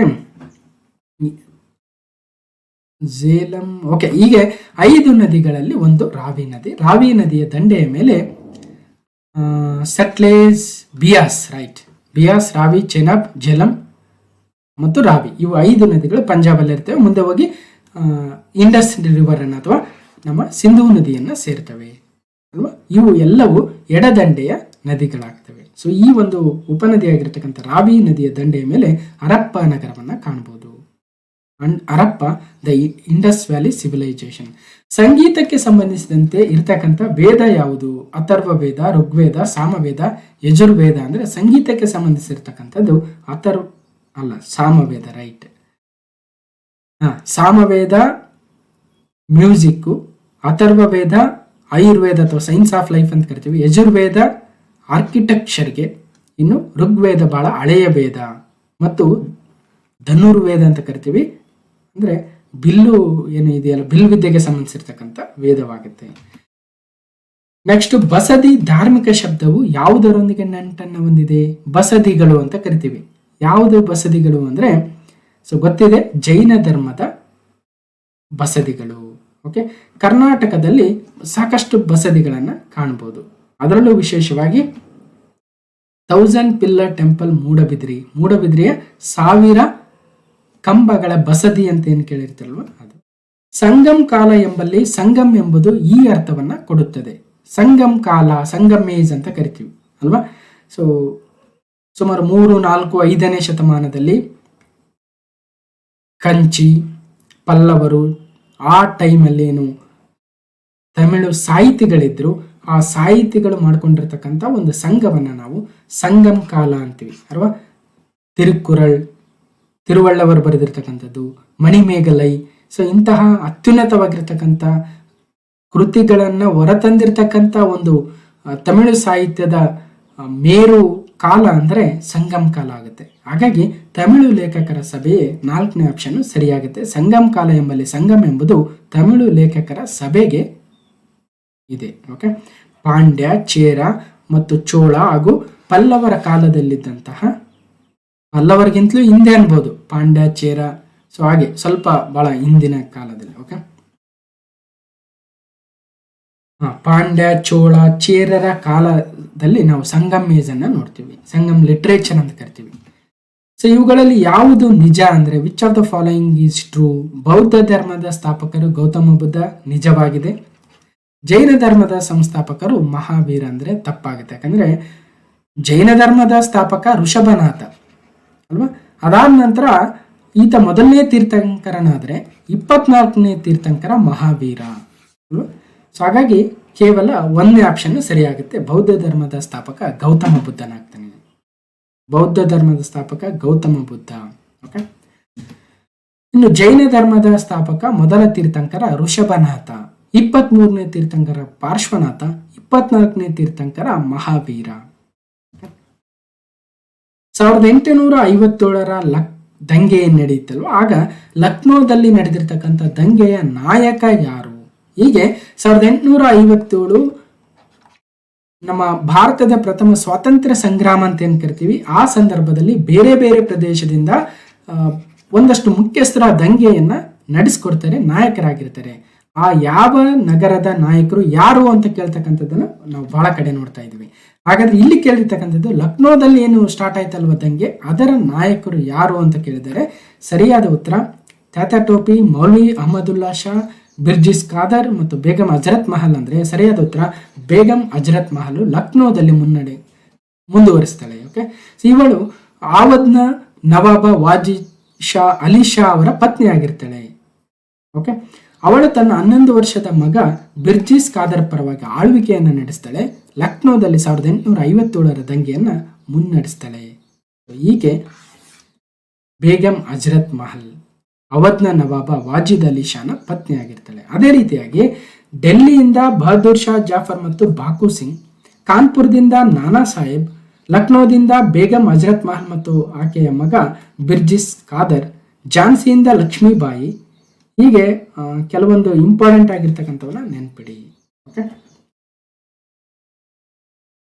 ಕಾನ್ಪುರದಿಂದ ತಾಂತ್ಯಾ ಟೋಪಿ ಕೂಡ ಇದ್ದಾನೆ. ಸೊ ವಿಜಯನಗರ ಸಾಮ್ರಾಜ್ಯ ಯಾವಾಗ ಸ್ಥಾಪನೆ ಆಯಿತು ಅಂದರೆ ದ ಫೇಮಸ್ ಕ್ವಶನ್ನು, ಅದರಲ್ಲೂ PC ಬಹಳ ಸಲ ಕೇಳಿದ್ದಾರೆ. ಸಿವಿಲ್ PC 2021ರಲ್ಲಿ ರೀಸೆಂಟಾಗಿ ನಡೆದಿರ್ತಕ್ಕಂಥ ಪರೀಕ್ಷೆಯಲ್ಲೂ ಕೂಡ ಕೇಳಿದ್ದಾರೆ. 1336 ಅಲ್ವಾ. 1336ರಲ್ಲಿ ಅಕ್ಕ ಬುಕ್ಕ ಸೇರಿ ವಿಜಯನಗರ ಸಾಮ್ರಾಜ್ಯವನ್ನು ಸ್ಥಾಪಿಸ್ತಾರೆ. ಇದರಲ್ಲಿ 4 ರಾಜವಂಶಗಳು ಬರ್ತವೆ. ಸಂಗಮ ಮನೆತನ 1336ರಿಂದ 1485ರವರೆಗೆ ಅಲ್ವಾ ಸಂಗಮ ಅರಸರು.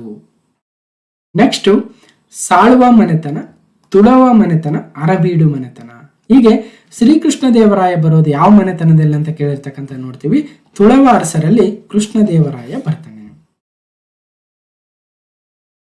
ನಕ್ಸಲೀಯರು ಮತ್ತು ನಕ್ಸಲಿಸಂ ಎಂಬ ಪದಗಳನ್ನು 1967ರಲ್ಲಿ ದಂಗೆಗಳು ನಡೆದ ನಕ್ಸಲ್ ಬಾರಿ ಎಂಬ ಹಳ್ಳಿಯ ಹೆಸರಿನಿಂದ ಪಡೆಯಲಾಗಿದೆ. ಹಾಗಾದ್ರೆ ನಕ್ಸಲ್ ಬಾರಿ ಹಳ್ಳಿಯು ಯಾವ ರಾಜ್ಯದಲ್ಲಿದೆ ಅಂದ್ರೆ ಪಶ್ಚಿಮ ಬಂಗಾಳದಲ್ಲಿದೆ. ನಕ್ಸಲ್ ಬಾರಿ ಅಂತಕ್ಕಂಥ ಹಳ್ಳಿ, ಅಲ್ಲಿಂದ ನಕ್ಸಲ್ ಚಳುವಳಿ ಆರಂಭವಾಗುತ್ತೆ. ಹಾಗಾಗಿ ಇವತ್ತು ನಕ್ಸಲ್ ಬಾರಿ ವಿಲೇಜ್ ಇರ್ತಕ್ಕಂಥದ್ದು ನಮ್ಮ ದೇಶದ ಪಶ್ಚಿಮ ಬಂಗಾಳದ ಡಾರ್ಜಿಲಿಂಗ್ ಜಿಲ್ಲೆಯಲ್ಲಿ ಬರುತ್ತೆ.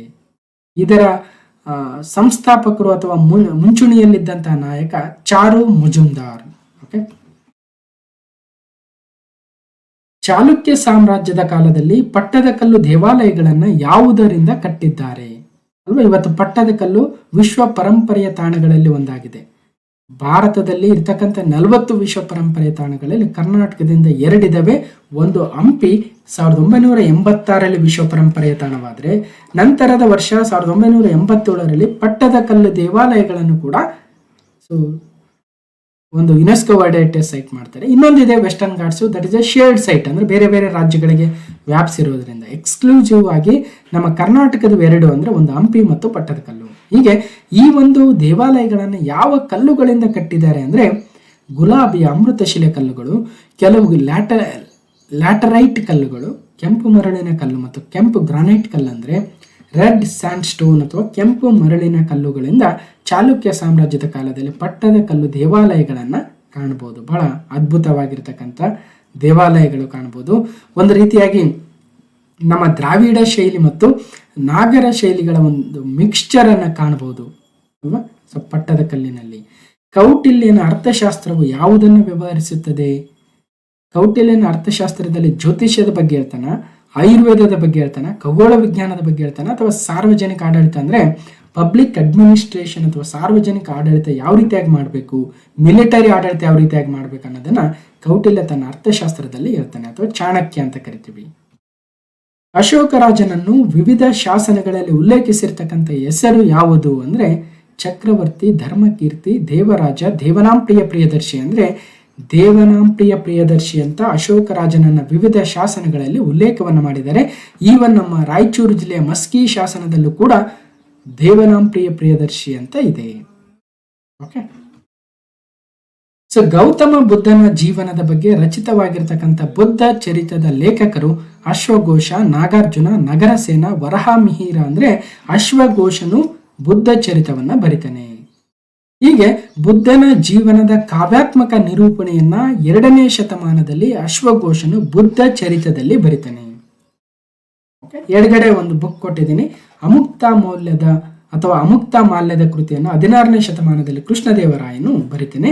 ವಿಷ್ಣುವಿನ ಅವತಾರವಾದ ರಂಗನಾಯಕನ ವಿವಾಹದ ಕತೆ ಕೃಷ್ಣದೇವರಾಯ ರಚಿಸಿದ ತೆಲುಗು ಮಹಾಕಾವ್ಯ ಅಮುಕ್ತ ಮಾಲ್ಯದ. ಅಮುಕ್ತ ಮಾಲ್ಯದ ಯಾವ ಭಾಷೆಯಲ್ಲಿದೆ ಅಂತ ಕೇಳ್ತಾರೆ, ತೆಲುಗು ಭಾಷೆಯಲ್ಲಿದೆ. ಯಾರು ಬರ್ತಾರೆ? ಶ್ರೀಕೃಷ್ಣ ದೇವರಾಯ. ಅದರಲ್ಲಿರ್ತಕ್ಕಂಥ ಥೀಮ್ ಏನಂದ್ರೆ ವಿಷ್ಣುವಿನ ಅವತಾರವಾಗಿರ್ತಕ್ಕಂಥ ರಂಗನಾಯಕನ ವಿವಾಹದ ಕಥೆಯನ್ನ ಹೊಂದಿದೆ. ಹಂಪಿಯ ಪ್ರಾಚೀನ ಅವಶೇಷಗಳು ಯಾವ ನದಿಯ ದಂಡೆಯಲ್ಲಿವೆ ಅಂದ್ರೆ ಬಹಳ ವಿಶೇಷವಾಗಿರ್ತಕ್ಕಂಥದ್ದು. ನೋಡಿ, ಯಾವ ನದಿಯ ದಂಡೆ ಅಂತ ಕೇಳಿದರೆ ಈಜಿಯಾಗಿ ಹೇಳ್ಬೋದು, ಮಲಪ್ರಭಾ, ಕಾವೇರಿ, ತುಂಗಭದ್ರಾ, ಕಬಿನಿ ಅಂದ್ರೆ ತುಂಗಭದ್ರಾ ನದಿಯ ದಂಡೆ ಮೇಲಿದೆ. ಬಟ್ ಬಹಳ ಸಲ ಏನ್ ಕೇಳ್ತಾರೆ ಅಂದ್ರೆ ತುಂಗಭದ್ರಾ ನದಿ ಈ ತರ ಹರಿಬೇಕಾದ್ರೆ ಪಕ್ಕದಲ್ಲಿ ವಿಜಯನಗರ ಅಥವಾ ಹಂಪಿ ಇದೆ. ಹಾಗಾದ್ರೆ ಯಾವ ದಂಡೆಯ ಮೇಲಿದೆ ಅಂದ್ರೆ ಹೇಳ್ಬೋದು ಈಗ ಅಲ್ವಾ.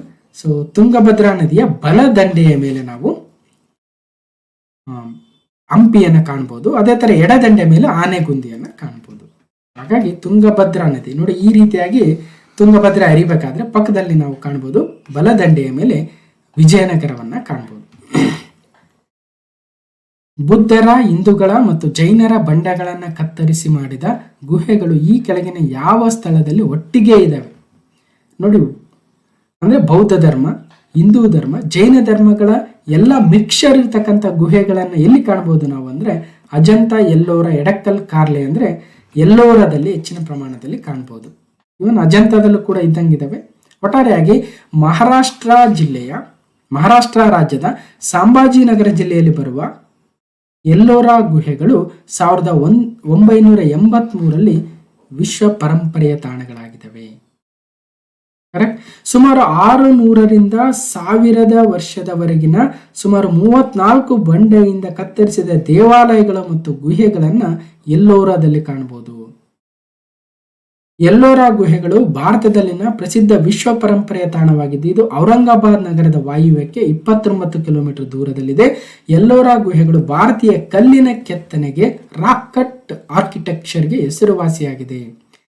ಸೊ ಕೈಲಾಸನಾಥ ದೇವಸ್ಥಾನ ಅಲ್ವಾ. ಸೊ ಮಹಾರಾಷ್ಟ್ರದ ಔರಂಗಾಬಾದ್ ಜಿಲ್ಲೆಯ ಎಲ್ಲೋರ ಗುಹೆಗಳಲ್ಲಿನ ಬಂಡೆಯಿಂದ ಕತ್ತರಿಸಿದ ಹಿಂದೂ ದೇವಾಲಯಗಳಲ್ಲಿ ಅತಿ ದೊಡ್ಡ ದೇವಾಲಯವಾಗಿರ್ತಕ್ಕಂಥ ಕೈಲಾಸನಾಥ ದೇವಾಲಯವನ್ನ ಯಾರು ಕಟ್ಟಿಸ್ತಾರೆ ಅಂತ ಬಹಳ ಕಡೆ ಕೇಳ್ತಾರೆ. ಸೊ 1ನೇ ಕೃಷ್ಣ, ರಾಷ್ಟ್ರಕೂಟ ರಾಜ. ಸೊ 1ನೇ ಕೃಷ್ಣನು ಕೆತ್ತಿಸಿದ ಅಂತ ಇತಿಹಾಸ ಹೇಳುತ್ತೆ. ಓಕೆ. ಇದರಲ್ಲಿ ಹಿಂದೂ ಧರ್ಮ, ಬೌದ್ಧ, ಜೈನ ದೇವಾಲಯಗಳು ಮತ್ತು ಶಿಲ್ಪಗಳ ಉಪಸ್ಥಿತಿಯು ನಮ್ಮ ವಿಭಿನ್ನ ನಂಬಿಕೆಗಳು, ವಿಭಿನ್ನ ನಡೆಗಳು ಮತ್ತು ವಿವಿಧ ಧರ್ಮಗಳ ಸಹಿಷ್ಣುತೆಯನ್ನು ಚಿತ್ರಿಸ್ತೇವೆ. ಅದಕ್ಕೋಸ್ಕರ ಇಲ್ಲಿ ಕೇಳಿರ್ತಕ್ಕಂಥದ್ದು ಬುದ್ಧರ, ಹಿಂದೂಗಳ ಮತ್ತು ಜೈನರ ಬಂಡೆಗಳನ್ನು ಕತ್ತರಿಸಿ ಮಾಡಿದ ಗುಹೆಗಳು ಕೆಳಗಿನ ಯಾವ ಸ್ಥಳದಲ್ಲಿ ಒಟ್ಟಿಗೆ ಇದಾವಂದ್ರೆ ಎಲ್ಲೋರಾದಲ್ಲಿ. ಸೊ ಮೊಘಲ್ ಸಿಂಹಾಸನದ ಉತ್ತರಾಧಿಕಾರಿ ದಾರಾ ಶಿಕೋ ಅವರನ್ನ ಯಾರು ಸೋಲಿಸ್ತಾರೆ ಮತ್ತು ಸಾಯಿಸ್ತಾರೆ ಅಂದ್ರೆ ಔರಂಗಜೇಬ್ ಅಲ್ವಾ. ದಾರಾ ಶಿಕೋ ಶಹಜನನ ಮಗನಾಗಿರ್ತಾನೆ ಅಲ್ವಾ. ಶಹಜನನ ಮಕ್ಕಳಲ್ಲಿ ದಾರಾ ಶಿಕೋ ದೊಡ್ಡವನು. ಸೊ ನಂತರ ಔರಂಗಜೇಬ್. ಹೀಗೆ ಉತ್ತರಾಧಿಕಾರಿ ಯಾರಾಗಬೇಕಾಗಿತ್ತು? ದಾರಾ ಶಿಕೋ ಆಗ್ಬೇಕಾಗಿತ್ತು. ಆದರೆ ಆತನ ತಮ್ಮನಾಗಿರ್ತಕ್ಕಂಥ ಔರಂಗಜೇಬನು ಅಣ್ಣ ದಾರಾ ಶಿಕೋನನ್ನ ಸೋಲಿಸಿ ಆತನನ್ನ ಗಲ್ಲಿಗೇರಿಸ್ತಾನೆ. ನಂತರ ತಾನು ರಾಜನಾಗ್ತಾನೆ ಔರಂಗಜೇಬ್. ಪ್ರಾಚೀನ ಭಾರತದಲ್ಲಿ ಅಸ್ತಿತ್ವದಲ್ಲಿದ್ದ ಮಹಾಜನಪದಗಳು ಎಷ್ಟು ಸಂಖ್ಯೆಯಲ್ಲಿದ್ದವು ಅಂದ್ರೆ 16 ಮಹಾಜನಪದಗಳು ಅಂತ ಕರಿತೀವಿ ಅಲ್ವಾ. 16 kingdoms during the ancient India ಅಂತ ಅಲ್ವಾ. ಸೊ ಕ್ರಿಸ್ತಪೂರ್ವದಲ್ಲಿ ಅಂಗ, ಮಗಧ, ಕಾಶಿ, ಕೋಸಲ, ವಜ್ಜಿ, ಮಲ್ಲ, ಚೇದಿ, ವತ್ಸ, ಕುರು, ಪಾಂಚಾಲ, ಮತ್ಸ್ಯ, ಸುರಸೇನ, ಆಸ್ಮಕ, ಅವಂತಿ, ಗಾಂಧಾರ, ಕಾಂಬೋಜ ಎಂಬ ಒಟ್ಟು 16 ಮಹಾಜನಪದಗಳು ಇದ್ದುವು ಅಲ್ವಾ. ಕ್ರಿಸ್ತ ಪೂರ್ವ ಅಥವಾ ಆ ಸಂದರ್ಭದಲ್ಲಿ ಅಂತಕ್ಕಂಥದ್ದು. ಅವುಗಳ ರಾಜಧಾನಿಗಳನ್ನು ಕೂಡ ನೋಡ್ಬೋದು. ವಿಜಯನಗರದ ಯಾವ ದೊರೆಯು ಗಜಬೇಟೆಗಾರ ಎಲಿಫೆಂಟ್ ಹಂಟರ್ ಎಂಬ ಬಿರುದನ್ನು ಸ್ವೀಕರಿಸಿದನು? ಹರಿಹರ, ಬುಕ್ಕ, ದೇವರಾಯ 2 ಅಂದ್ರೆ ಎರಡನೇ ದೇವರಾಯನು ಗಜ ಬೇಟೆಗಾರ ಎಂಬ ಬಿರುದನ್ನು ಹೊಂದಿದ್ದನು. ಅಂದ್ರೆ ಅಕ್ಷರಶಃ ಆನೆಗಳ ಬೇಟೆಗಾರ ಅಂತ ಕರಿತೀವಿ. ಅಂದ್ರೆ ಆನೆಗಳನ್ನ ಬೇಟೆ ಆಡ್ತಿರ್ಲಿಲ್ಲ, ಬದಲಾಗಿ ಆನೆಗಳಂತೆ ಪ್ರಬಲವಾಗಿರ್ತಕ್ಕಂಥ ಶತ್ರುಗಳನ್ನ ಸೋಲಿಸ್ತಾ ಇದ್ದ ಅಂತಹ ವಿಜಯಗಳನ್ನ ಆತ ಪಡೆದಿದ್ದ ಅಂತಕ್ಕಂಥದ್ದು. 2ನೇ ದೇವರಾಯ ಸಂಗಮ ವಂಶದ ಅರಸರಲ್ಲಿಯೇ ಶ್ರೇಷ್ಠನಾಗ್ತಾನೆ. ಬಹುಮನಿ ರಾಜವಂಶವನ್ನ ಸ್ಥಾಪಿಸಿದವರು ಗೊತ್ತಿರ್ತಕ್ಕಂಥದ್ದೇ ಅಲ್ಲಾವುದ್ದೀನ್ ಬಹುಮನ್ ಶಾ ಗಂಗು ಅಲ್ವಾ. ಬಹುಮನಿ ಸುಲ್ತಾನರು ದಕ್ಷಿಣ ಪ್ರದೇಶದಲ್ಲಿ ನೆಲೆಗೊಂಡ ಪರ್ಷಿಯನ್ ಇಂಡೋ ಮುಸ್ಲಿಂ ಸಾಮ್ರಾಜ್ಯವಾಗಿತ್ತು ಮತ್ತು ಸ್ವತಂತ್ರವನ್ನು ಪಡೆದಿರತಕ್ಕಂಥ ಮೊದಲ ದಕ್ಷಿಣದ ಸಾಮ್ರಾಜ್ಯವೂ ಕೂಡ ಬಹುಮನಿ ರಾಜವಂಶ. ಇಲ್ಲಿ ಏನು ಇಂಪಾರ್ಟೆಂಟ್ ಅಂದ್ರೆ ಅಲ್ ಉದ್ದೀನ್ ಬಹುಮನ್ ಶಾ 1347ರಲ್ಲಿ ಬಹುಮನಿ ಸಾಮ್ರಾಜ್ಯವನ್ನ ಸ್ಥಾಪನೆ ಮಾಡ್ತಾನೆ. ಓಕೆ, ನೆಕ್ಸ್ಟ್ ಇವರ ರಾಜಧಾನಿ ಯಾವುದಂತ ಕೇಳಬಹುದು. ಮೊದಲ ರಾಜಧಾನಿ ಗುಲ್ಬರ್ಗ ಆಗಿರುತ್ತೆ.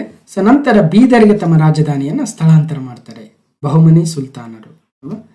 ಸೊ ಸಿಂಧೂ ಕಣಿವೆ ನಾಗರಿಕತೆಯ ಜನರು ಯಾರನ್ನು ಪೂಜಿಸ್ತಾ ಇದ್ರು ಅಂದ್ರೆ ಪಶುಪತಿ, ಅಯ್ಯಪ್ಪ, ಹನುಮಾನ್ ಮೇಲ್ನೆ ಯಾವುದೂ ಅಲ್ಲ ಅಂದ್ರೆ ಪಶುಪತಿ ದೇವರನ್ನ ಸಿಂಧೂ ಕಣಿವೆಯ ನಾಗರಿಕ ಜನರು ಪಶುಪತಿಯನ್ನ ಪೂಜಿಸ್ತಾ ಇದ್ರು. Indus valley civilisation. ಕಾಂಬೋಡಿಯಾದಲ್ಲಿರ್ತಕ್ಕಂಥ ಅಂಗಕೋರ್ ವಾಟ್ ದೇವಾಲಯವು ಯಾವುದಕ್ಕೆ ಸಮರ್ಪಿಸಲಾಗಿದೆ? ಆಕ್ಚುಲಿ ಅಂಗಕರ್ ವಾಟ್ ದೇವಾಲಯವು ಪ್ರಪಂಚದ ಅತಿ ದೊಡ್ಡ ದೇವಸ್ಥಾನ ಅಂತ ಕರಿತೀವಿ. ಅಷ್ಟೊಂದು ವಿಸ್ತಾರವಾಗಿರ್ತಕ್ಕಂಥ ದೇವಸ್ಥಾನ ಕಾಂಬೋಡಿಯಾ ದೇಶದಲ್ಲಿ ಬರುತ್ತೆ. ಇದು ಯಾವ ದೇವರಿಗೆ ಸಮರ್ಪಿಸಲಾಗಿತ್ತು ಅಂದ್ರೆ ವಿಷ್ಣು ದೇವರಿಗೆ ಸಮರ್ಪಿಸಲಾಗಿತ್ತು. ಆದರೆ ನಂತರದ ದಿನಗಳಲ್ಲಿ ಅಲ್ಲಿ ಹೆಚ್ಚಿನ ಬೌದ್ಧ ಮತ್ತು ಜೈನ ಬೌದ್ಧ ಧರ್ಮದ ಕುರುಹುಗಳನ್ನು ಕೂಡ ನಂತರ ದಿನಗಳಲ್ಲಿ ಕಾಣಬಹುದು. ಆಂಗಕೋರ್ ವಾಟ್ ಕಾಂಬೋಡಿಯಾ ಪ್ರಪಂಚದ ಅತಿ ದೊಡ್ಡ ಹಿಂದೂ ದೇವಸ್ಥಾನ ಅಂತ ಕೂಡ ಕರೀಬಹುದು. ಯುನೆಸ್ಕೋ ವರ್ಲ್ಡ್ ಹೆರಿಟೇಜ್ ಸೈಟ್ ಕೂಡ ಆಗುತ್ತೆ. ವೇದ ಸಾಹಿತ್ಯದಲ್ಲಿ ಯಾವ ಪುಸ್ತಕಗಳ ಗುಂಪಿನ ಹೆಸರಿನ ಅರ್ಥ ಎಂದರೆ ಕಾಲುಗಳ ಬಳಿ ಮಲಗುವುದು. To seat near the feet of teacher ಅಂತ ಕರೀತಾರೆ. ಅಂದ್ರೆ ಶಿಕ್ಷಕನ ಅಥವಾ ಗುರುವಿನ ಕಾಲುಗಳ ಬಳಿ ಮಲಗಿ ಅಥವಾ ಕಾಲುಗಳ ಬಳಿ ಕುಳಿತು ಶಿಕ್ಷಣವನ್ನು ಪಡಿ ಅಂತ ಯಾವ ವೇದ ಸಾಹಿತ್ಯದಲ್ಲಿ ಹೇಳ್ತಾರೆ ಅಂದ್ರೆ ವೇದಾಂಗಗಳು, ಉಪನಿಷತ್ಗಳು, ಅರಣ್ಯಕಗಳು ಮತ್ತು ಬ್ರಾಹ್ಮಣಗಳು. ಅಂದ್ರೆ ಉಪನಿಷತ್ಗಳಲ್ಲಿ ಶಿಕ್ಷಕನ ಕಾಲಿನ ಬಳಿ ಕುಳಿತು ಓದು, ಅವಾಗ ನಿನಗೆ ವಿದ್ಯೆ ಆಗ್ತತ್ತೆ. ಅಂದ್ರೆ ಉಪನಿಷತ್ತು ಪದಗಳ ಹತ್ತಿರವಾಗಿ ಕುಳಿತುಕೊಳ್ಳು ಎಂದರೆ ಇದು ಶಿಷ್ಯನು ಶಿಕ್ಷಕರಿಗೆ ಹೆಚ್ಚು ಗಮನ ಹರಿಸಬೇಕು ಅಂತ ಹೇಳುತ್ತೆ ಅಂತಕ್ಕಂಥದ್ದು. ಅಂದ್ರೆ ಶಿಕ್ಷಕನಿಗೆ ಗೌರವ ಕೊಟ್ಟು ಆತ ಹೇಳ್ದಂಗೆ ನೀನು ಫಾಲೋ ಮಾಡು, ಆತನ ಹೇಳಿಕೆಗಳನ್ನ ನೀನು ಅಳವಡಿಸ್ಕೊ, ಆತನ ಆತೇನು ಸಜೆಷನ್ ಕೊಡ್ತಾನೆ ಅದನ್ನು ತಗೋ ಅಂದಂಗೆ ಹೇಳಿದಂಗೆ. ಓಕೆ, ವೇದ ಉಪನಿಷತ್ತುಗಳಲ್ಲಿ ಅದನ್ನು ಹೇಳಿದ್ದಾರೆ ಅಂತ. ಸೊ ಅದರ ಬಗ್ಗೆ ಪ್ರಶ್ನೆ ಇದೆ. ಮಹಾಬಲಿಪುರಂನಲ್ಲಿರ್ತಕ್ಕಂಥ 7 ಪಗೋಡಗಳು ಅಥವಾ 7 ರಥಗಳನ್ನು ನಿರ್ಮಿಸಿದವರು ಯಾರು ಅಂದರೆ ಮಹೇಂದ್ರ ವರ್ಮ 1, ನರಸಿಂಹವರ್ಮ 2, ಪರಮೇಶ್ವರ ವರ್ಮ, ಅಪರಾಜಿತ ವರ್ಮ ಅಂದರೆ 2ನೇ ನರಸಿಂಹವರ್ಮ. ಆಕ್ಚುಲಿ ಇದನ್ನ 1ನೇ ನರಸಿಂಹವರ್ಮ ಕೂಡ ಕಟ್ಟಿಸಿದ ಅಂತ ಹೇಳ್ತಾರೆ. ಸೊ ಹಾಗಾಗಿ ಇತ್ತೀಚಿನ ಒಂದು ಸಂಶೋಧನೆಗಳ ಪ್ರಕಾರ 2ನೇ ನರಸಿಂಹವರ್ಮ ಅನ್ನೋದು ಖಚಿತಗೊಂಡಿದೆ. 7 ರಥಗಳನ್ನು ಮಹಾಬಲಿಪುರಂ ಅಥವಾ ಮಾಮಲ್ಲಪುರಂ ಅಲ್ಲಿ ನಿರ್ಮಿಸಿರ್ತಕ್ಕಂಥವ್ರು 2ನೇ ನರಸಿಂಹವರ್ಮ. ಓಕೆ, ಮಹಾಬಲಿಪುರಮು ಪಾರ್ಲಾ ನದಿ ಸಮೀಪದಲ್ಲಿದೆ. ಇದು 1ನೇ ನರಸಿಂಹವರ್ಮನ ರಾಜಧಾನಿಯಾಗಿತ್ತು. 7 ಪಗೋಡಗಳೆಂದು ವಿಶ್ವಪ್ರಸಿದ್ಧವಾಗಿರುವ ಶಿಲಾರಥಗಳು ಪಲ್ಲವರ ಕಲೆಯ ಮೇರು ಕೊಡುಗೆಯಾಗಿವೆ. ಒಟ್ಟು ಅಲ್ಲಿ 8 ಶಿಲಾರಥಗಳನ್ನು ಕಾಣಬಹುದು. ಅದರಲ್ಲೂ ಪಾಂಡವರ ಹೆಸರಲ್ಲಿ ಮತ್ತು ದ್ರೌಪದಿ ಹೆಸರುಗಳಲ್ಲೂ ಕೂಡ ಇವುಗಳನ್ನು ಕಾಣಬಹುದು. ಹೀಗೆ ಮಹಾಬಲಿಪುರಂ ಅಲ್ಲಿರ್ತಕ್ಕಂಥ ಪಲ್ಲವರ ಪಂಚರಥಗಳು ಅಥವಾ ಪಾಂಡವ ರಥಗಳನ್ನು ಇಲ್ಲಿ ಕಾಣಬಹುದು. ದ್ರೌಪದಿ ಮತ್ತು ಅರ್ಜುನ ರಥಗಳು ಒಂದೇ ವೇದಿಕೆಯಲ್ಲಿದ್ದಾವೆ. ಇದು ಧರ್ಮರಾಜ ರಥ ಅತ್ಯಂತ ದೊಡ್ಡದು. ಇದು ಭೀಮ ರಥ. ನೆಕ್ಸ್ಟ್ ಈ ಕಡೆ ನಕುಲ ಸಹದೇವರ ರಥಗಳನ್ನು ಕೂಡ ಕಾಣಬಹುದು. ಇದನ್ನು ಯಾರು ನಿರ್ಮಿಸಿದ್ರ ಅಂದ್ರೆ ನರಸಿಂಹ ವರ್ಮ 2. ರಾಷ್ಟ್ರೀಯ ಧ್ವಜದಲ್ಲಿನ ಚಕ್ರದಲ್ಲಿ ಯಾವ ಬಣ್ಣವನ್ನು ಬಳಸಲಾಗುತ್ತದೆ ಅಂದ್ರೆ ನೇವಿ ನೀಲಿ ಅಥವಾ ನೇವಿ ಬ್ಲೂ ಅಂತ ಕರಿತೀವಿ ಚಕ್ರ ಅಲ್ವಾ. ಸೊ ಕೇಸರಿ, ಬಿಳಿ, ಹಸಿರು ಮತ್ತು ಅಶೋಕ ಚಕ್ರವನ್ನ ನಾವು ನೀಲಿಯಲ್ಲಿ ತೋರಿಸ್ತೀವಿ. ನಮ್ಮ ರಾಷ್ಟ್ರೀಯ ಧ್ವಜದಲ್ಲಿ ಎಷ್ಟು ಕಡ್ಡಿಗಳಿದಾವೆ ಅಂದ್ರೆ ಆ ಒಂದು ಚಕ್ರದಲ್ಲಿ ಅಂದ್ರೆ 24 ಕಡ್ಡಿಗಳನ್ನ ಕಾಣಬಹುದು. ಸ್ಪೋಕ್ಸ್ ಅಂತ ಕರಿತೀವಿ. ಪ್ರತಿಯೊಂದು ಕೂಡ ಒಂದೊಂದರ ಒಂದು ಅರ್ಥವನ್ನ ಹೊಂದಿದೆ. ವಿಜಯನಗರ ಸಾಮ್ರಾಜ್ಯವು 1336ರಲ್ಲಿ ಸ್ಥಾಪಿಸಲ್ಪಟ್ಟಿತು. ಸೊ ಪದೇ ಪದೇ ಕೇಳಿದರೆ ದಕ್ಷಿಣ ಭಾರತದಲ್ಲಿ ಪ್ರಥಮ ಸ್ವಾತಂತ್ರ್ಯ ಇಸ್ಲಾಮಿಕ್ ಸಾಮ್ರಾಜ್ಯ ಬಹುಮನಿ ಸಾಮ್ರಾಜ್ಯ ಅಂತ ಈಗ ತಾನೇ ಮಾತಾಡ್ತಾ ಇದ್ವಿ. ಓಕೆ, ಸೊ ಇದನ್ನ ಸ್ಥಾಪಿಸಿರ್ತಕ್ಕಂಥವ್ರು ಯಾರು ಅಂತ ಕೇಳ್ತಾರೆ. ಅಲ್ಲಾವುದ್ದೀನ್ ಹಸನ್ ಗಂಗು ಅಥವಾ ಜಾಫರ್ ಖಾನ್ ಅಂತ ಕೂಡ ಕರಿತೀವಿ. ಇವರ ಮೊದಲ ರಾಜಧಾನಿ ಗುಲ್ಬರ್ಗ. ನಂತರ ರಾಜಧಾನಿಯನ್ನ ಬೀದರ್ಗೆ ಸ್ಥಳಾಂತರ ಮಾಡ್ತಾರೆ. ಇವರ ಒಂದು ಆರ್ಕಿಟೆಕ್ಚರ್ ಅನ್ನ ಸಾರ್ಸನಿಕ್ ಶೈಲಿಯಲ್ಲಿ ಡೆವಲಪ್ ಮಾಡಿದ್ದಾರೆ ನೋಡ್ಬೋದು. ಮೊಹಮ್ಮದ್ ಗವಾನನ ಮದರಾಸ, ಬೀದರ್ನ ಕೋಟೆ, ಬಿಜಾಪುರದ ಗೋಲ್ ಗುಂಬಜ್, ಸೊ ಹೀಗೆ ಸಾಕಷ್ಟು.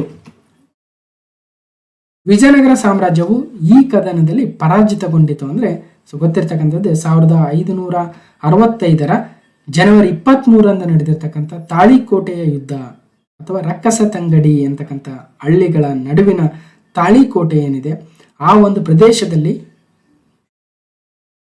ತಾಳಿಕೋಟೆ ಯುದ್ಧದಲ್ಲಿ ವಿಜಯನಗರ ಸಾಮ್ರಾಜ್ಯ ಪತನವನ್ನ ಕಾಣುತ್ತೆ.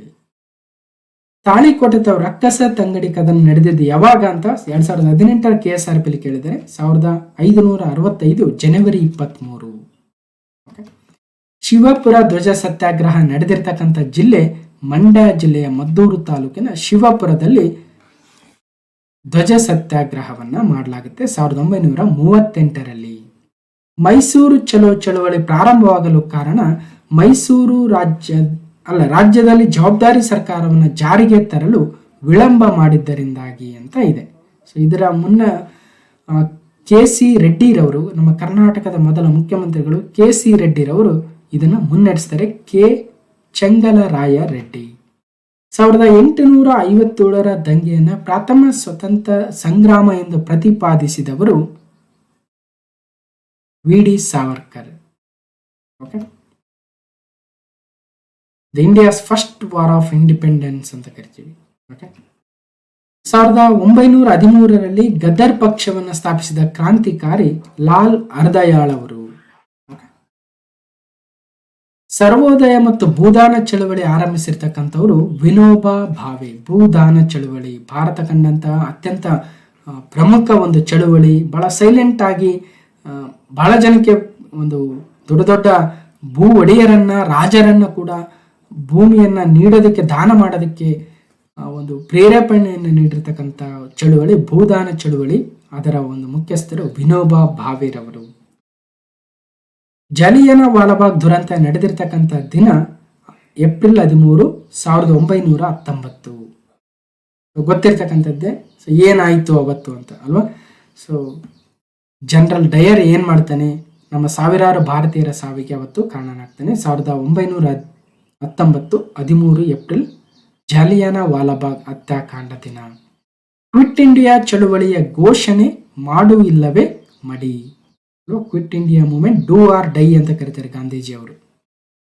ಸೊ ನಿಯೋಲಿಥಿಕ್ ಏಜ್ ಎಂದು ಯಾವ ಯುಗಕ್ಕೆ ಕರೆಯಲಾಗುತ್ತದೆ? ನಿಯೋಲಿಥಿಕ್. ನಿಯೋ ಎಂದರೆ ಹೊಸತು, ಲಿಥಿಕ್ ಎಂದರೆ ಶಿಲಾ ಕಾಲ ಅಲ್ವಾ. ಯಾವುದು ಹೊಸತು ಅಥವಾ ನೂತನ ಶಿಲಾಯುಗವಾಗುತ್ತೆ. ಹೀಗೆ ಸೊ ಹಳೆಯ ಶಿಲಾಯುಗ ಅಂದರೆ ಪೇಲಿಯೋಲಿಥಿಕ್ ಏಜು, ನಂತರ ಮಧ್ಯ ಶಿಲಾಯುಗ ಅಂದರೆ ಮೀಸೋಲಿಥಿಕ್ ಏಜು, ನಂತರ ನವಶಿಲಾಯುಗ ಅಂದರೆ ನಿಯೋಲಿಥಿಕ್ ಏಜು, ಅದಾದ್ಮೇಲೆ ಬರದೆ ಕಾಪರ್ ಏಜ್ ಅಥವಾ ತಾಮ್ರದ ಯುಗ, ಅದಾದ್ಮೇಲೆ ಕಂಚಿನ ಯುಗ, ನಂತರ ಕಬ್ಬಿಣದ ಯುಗ ಬರುತ್ತೆ. ಶಾಕ್ಯ ಮುನಿ ಎಂದರೆ ಗೌತಮ ಬುದ್ಧನೇ ಆಗ್ತಾನೆ. ಗೌತಮ ಬುದ್ಧನನ್ನ ಶಾಕ್ಯ ಮುನಿ, ಗೌತಮ ಬುದ್ಧ, ಸಿದ್ಧಾರ್ಥ ಅಂತ ಕರಿತಾ ಇದ್ವಿ. ದಕ್ಷಿಣ ಭಾರತದ ಮೇಲೆ ದಾಳಿ ಮಾಡಿದ ಮೊದಲ ದೆಹಲಿ ಸುಲ್ತಾನ ಅಲ್ಲಾವುದ್ದೀನ್ ಖಿಲ್ಜಿ. ಶಿವಾಜಿಯು ಅಫ್ಜಲ್ ಖಾನನನ್ನ ಕೊಲ್ಲಲು ಬಳಸಿದ ಆಯುಧ ವ್ಯಾಘ್ರನಕ ಅಥವಾ ಟೈಗರ್ ಕ್ಲಾ ಅಂತ ಕರಿತೀವಿ. ಅಂದ್ರೆ ಕೈಯಲ್ಲಿ ಹಿಡ್ಕೊಂಡು ನೋಡಿ. ಸೊ ಈ ರೀತಿಯಾಗಿರ್ತಕ್ಕಂಥದ್ದು ಅಂದ್ರೆ ಎದುರಾಳಿಗೆ ಕಾಣಿಸದೇ ಇರತಕ್ಕಂಥ ಈ ಒಂದು ವಾಗ್ ನಕ್ ಅಥವಾ ವ್ಯಾಘ್ರನಕ ಅಥವಾ ಟೈಗರ್ ಕ್ಲಾ ಅಂತ ಕರಿತಾರೆ. ಇದನ್ನ ಬಳಸಿ ಶಿವಾಜಿಯು ದೈತ್ಯನಾಗಿರ್ತಕ್ಕಂಥ ಅಫ್ಜಲ್ ಖಾನನನ್ನ ಸಾಯಿಸ್ತಾನೆ. ಹೀಗೆ ಆದಿಲ್ ಶಾಹಿ ಸುಲ್ತಾನರ ವಿರುದ್ಧ ಶಿವಾಜಿಯ ಸೈನಿಕ ಚಟುವಟಿಕೆಗಳು ಮುಂದುವರಿತವೆ. ಇದರಿಂದಾಗಿ ಶಿವಾಜಿಯನ್ನು ಶಿಕ್ಷಿಸಲು ಬಿಜಾಪುರದ ಸುಲ್ತಾನ ಆದಿಲ್ ಶಾಹಿಯು ಅಫ್ಜಲ್ ಖಾನನನ್ನ ಕಳಿಸ್ತಾನೆ. ಶಿವಾಜಿಯು ತುಂಬಾ ಚತುರತೆಯಿಂದ ಅಂದ್ರೆ ವ್ಯಾಘ್ರನಕವೆಂಬ ಆಯುಧದ ಸಹಾಯದಿಂದ ಅವನನ್ನ ಕೊಲ್ತಾನೆ. ಸೊ ಅದು ಬಹಳ ಫೇಮಸ್. ಆ ಆಯುಧ ಯಾವುದು ಅಂತ ಕೇಳಿದರೆ ಆ ಆಯುಧವೇ ಟೈಗರ್ ಕ್ಲಾ ಅಥವಾ ವ್ಯಾಘ್ರನಕ ಅಂತ ಕರಿತೀವಿ. ಓಕೆ. ಭಾರತದಲ್ಲಿ ಬ್ರಿಟಿಷ್ ಸಾಮ್ರಾಜ್ಯದ ಸ್ಥಾಪನೆಗೆ ಕಾರಣವಾದ ಯುದ್ಧ ಅಗೇನ್ ಪ್ಲಾಸಿ ಕದನ ಅಲ್ವಾ.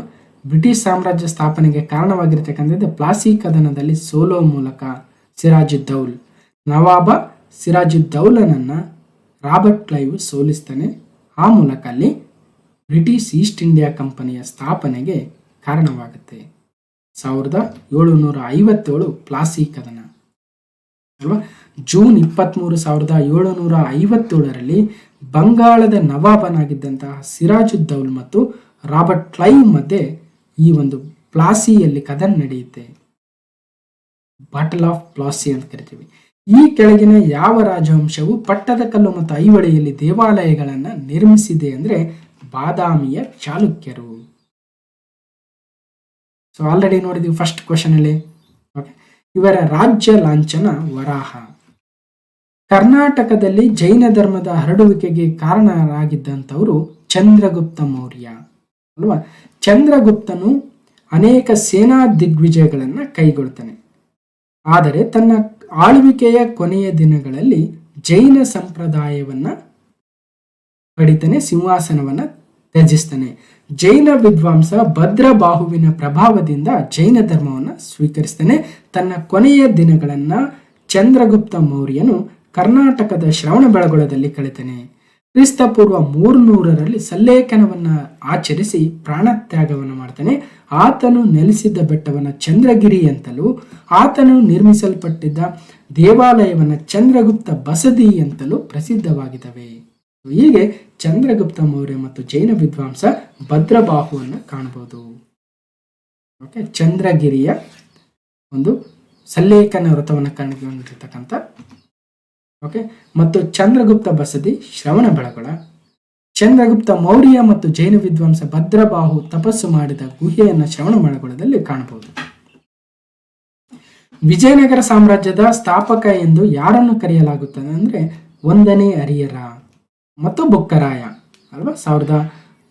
1333 ಸಂಗಮನ 5 ಮಕ್ಕಳಾದ ಹರಿಹರ, ಮಾರಪ್ಪ, ಮುದ್ದಪ್ಪ, ಬುಕ್ಕರಾಯರಲ್ಲಿ ಹಿರಿಯನಾದ ಅಕ್ಕ ಅಥವಾ ಹರಿಹರರು ಸೇರಿ ಈ ಒಂದು ಸಾಮ್ರಾಜ್ಯವನ್ನ ಕಟ್ಟಿಸ್ತಾರೆ. ಅವರ ಲಾಂಛನ ವರಾಹ ಆಗುತ್ತೆ. ಓಕೆ. ಬೋರ್, ವೈಲ್ಡ್ ಬೋರ್ ಅಂತ ಕರಿತೀವಿ. ಅಕ್ಕ ಬುಕ್ಕರು.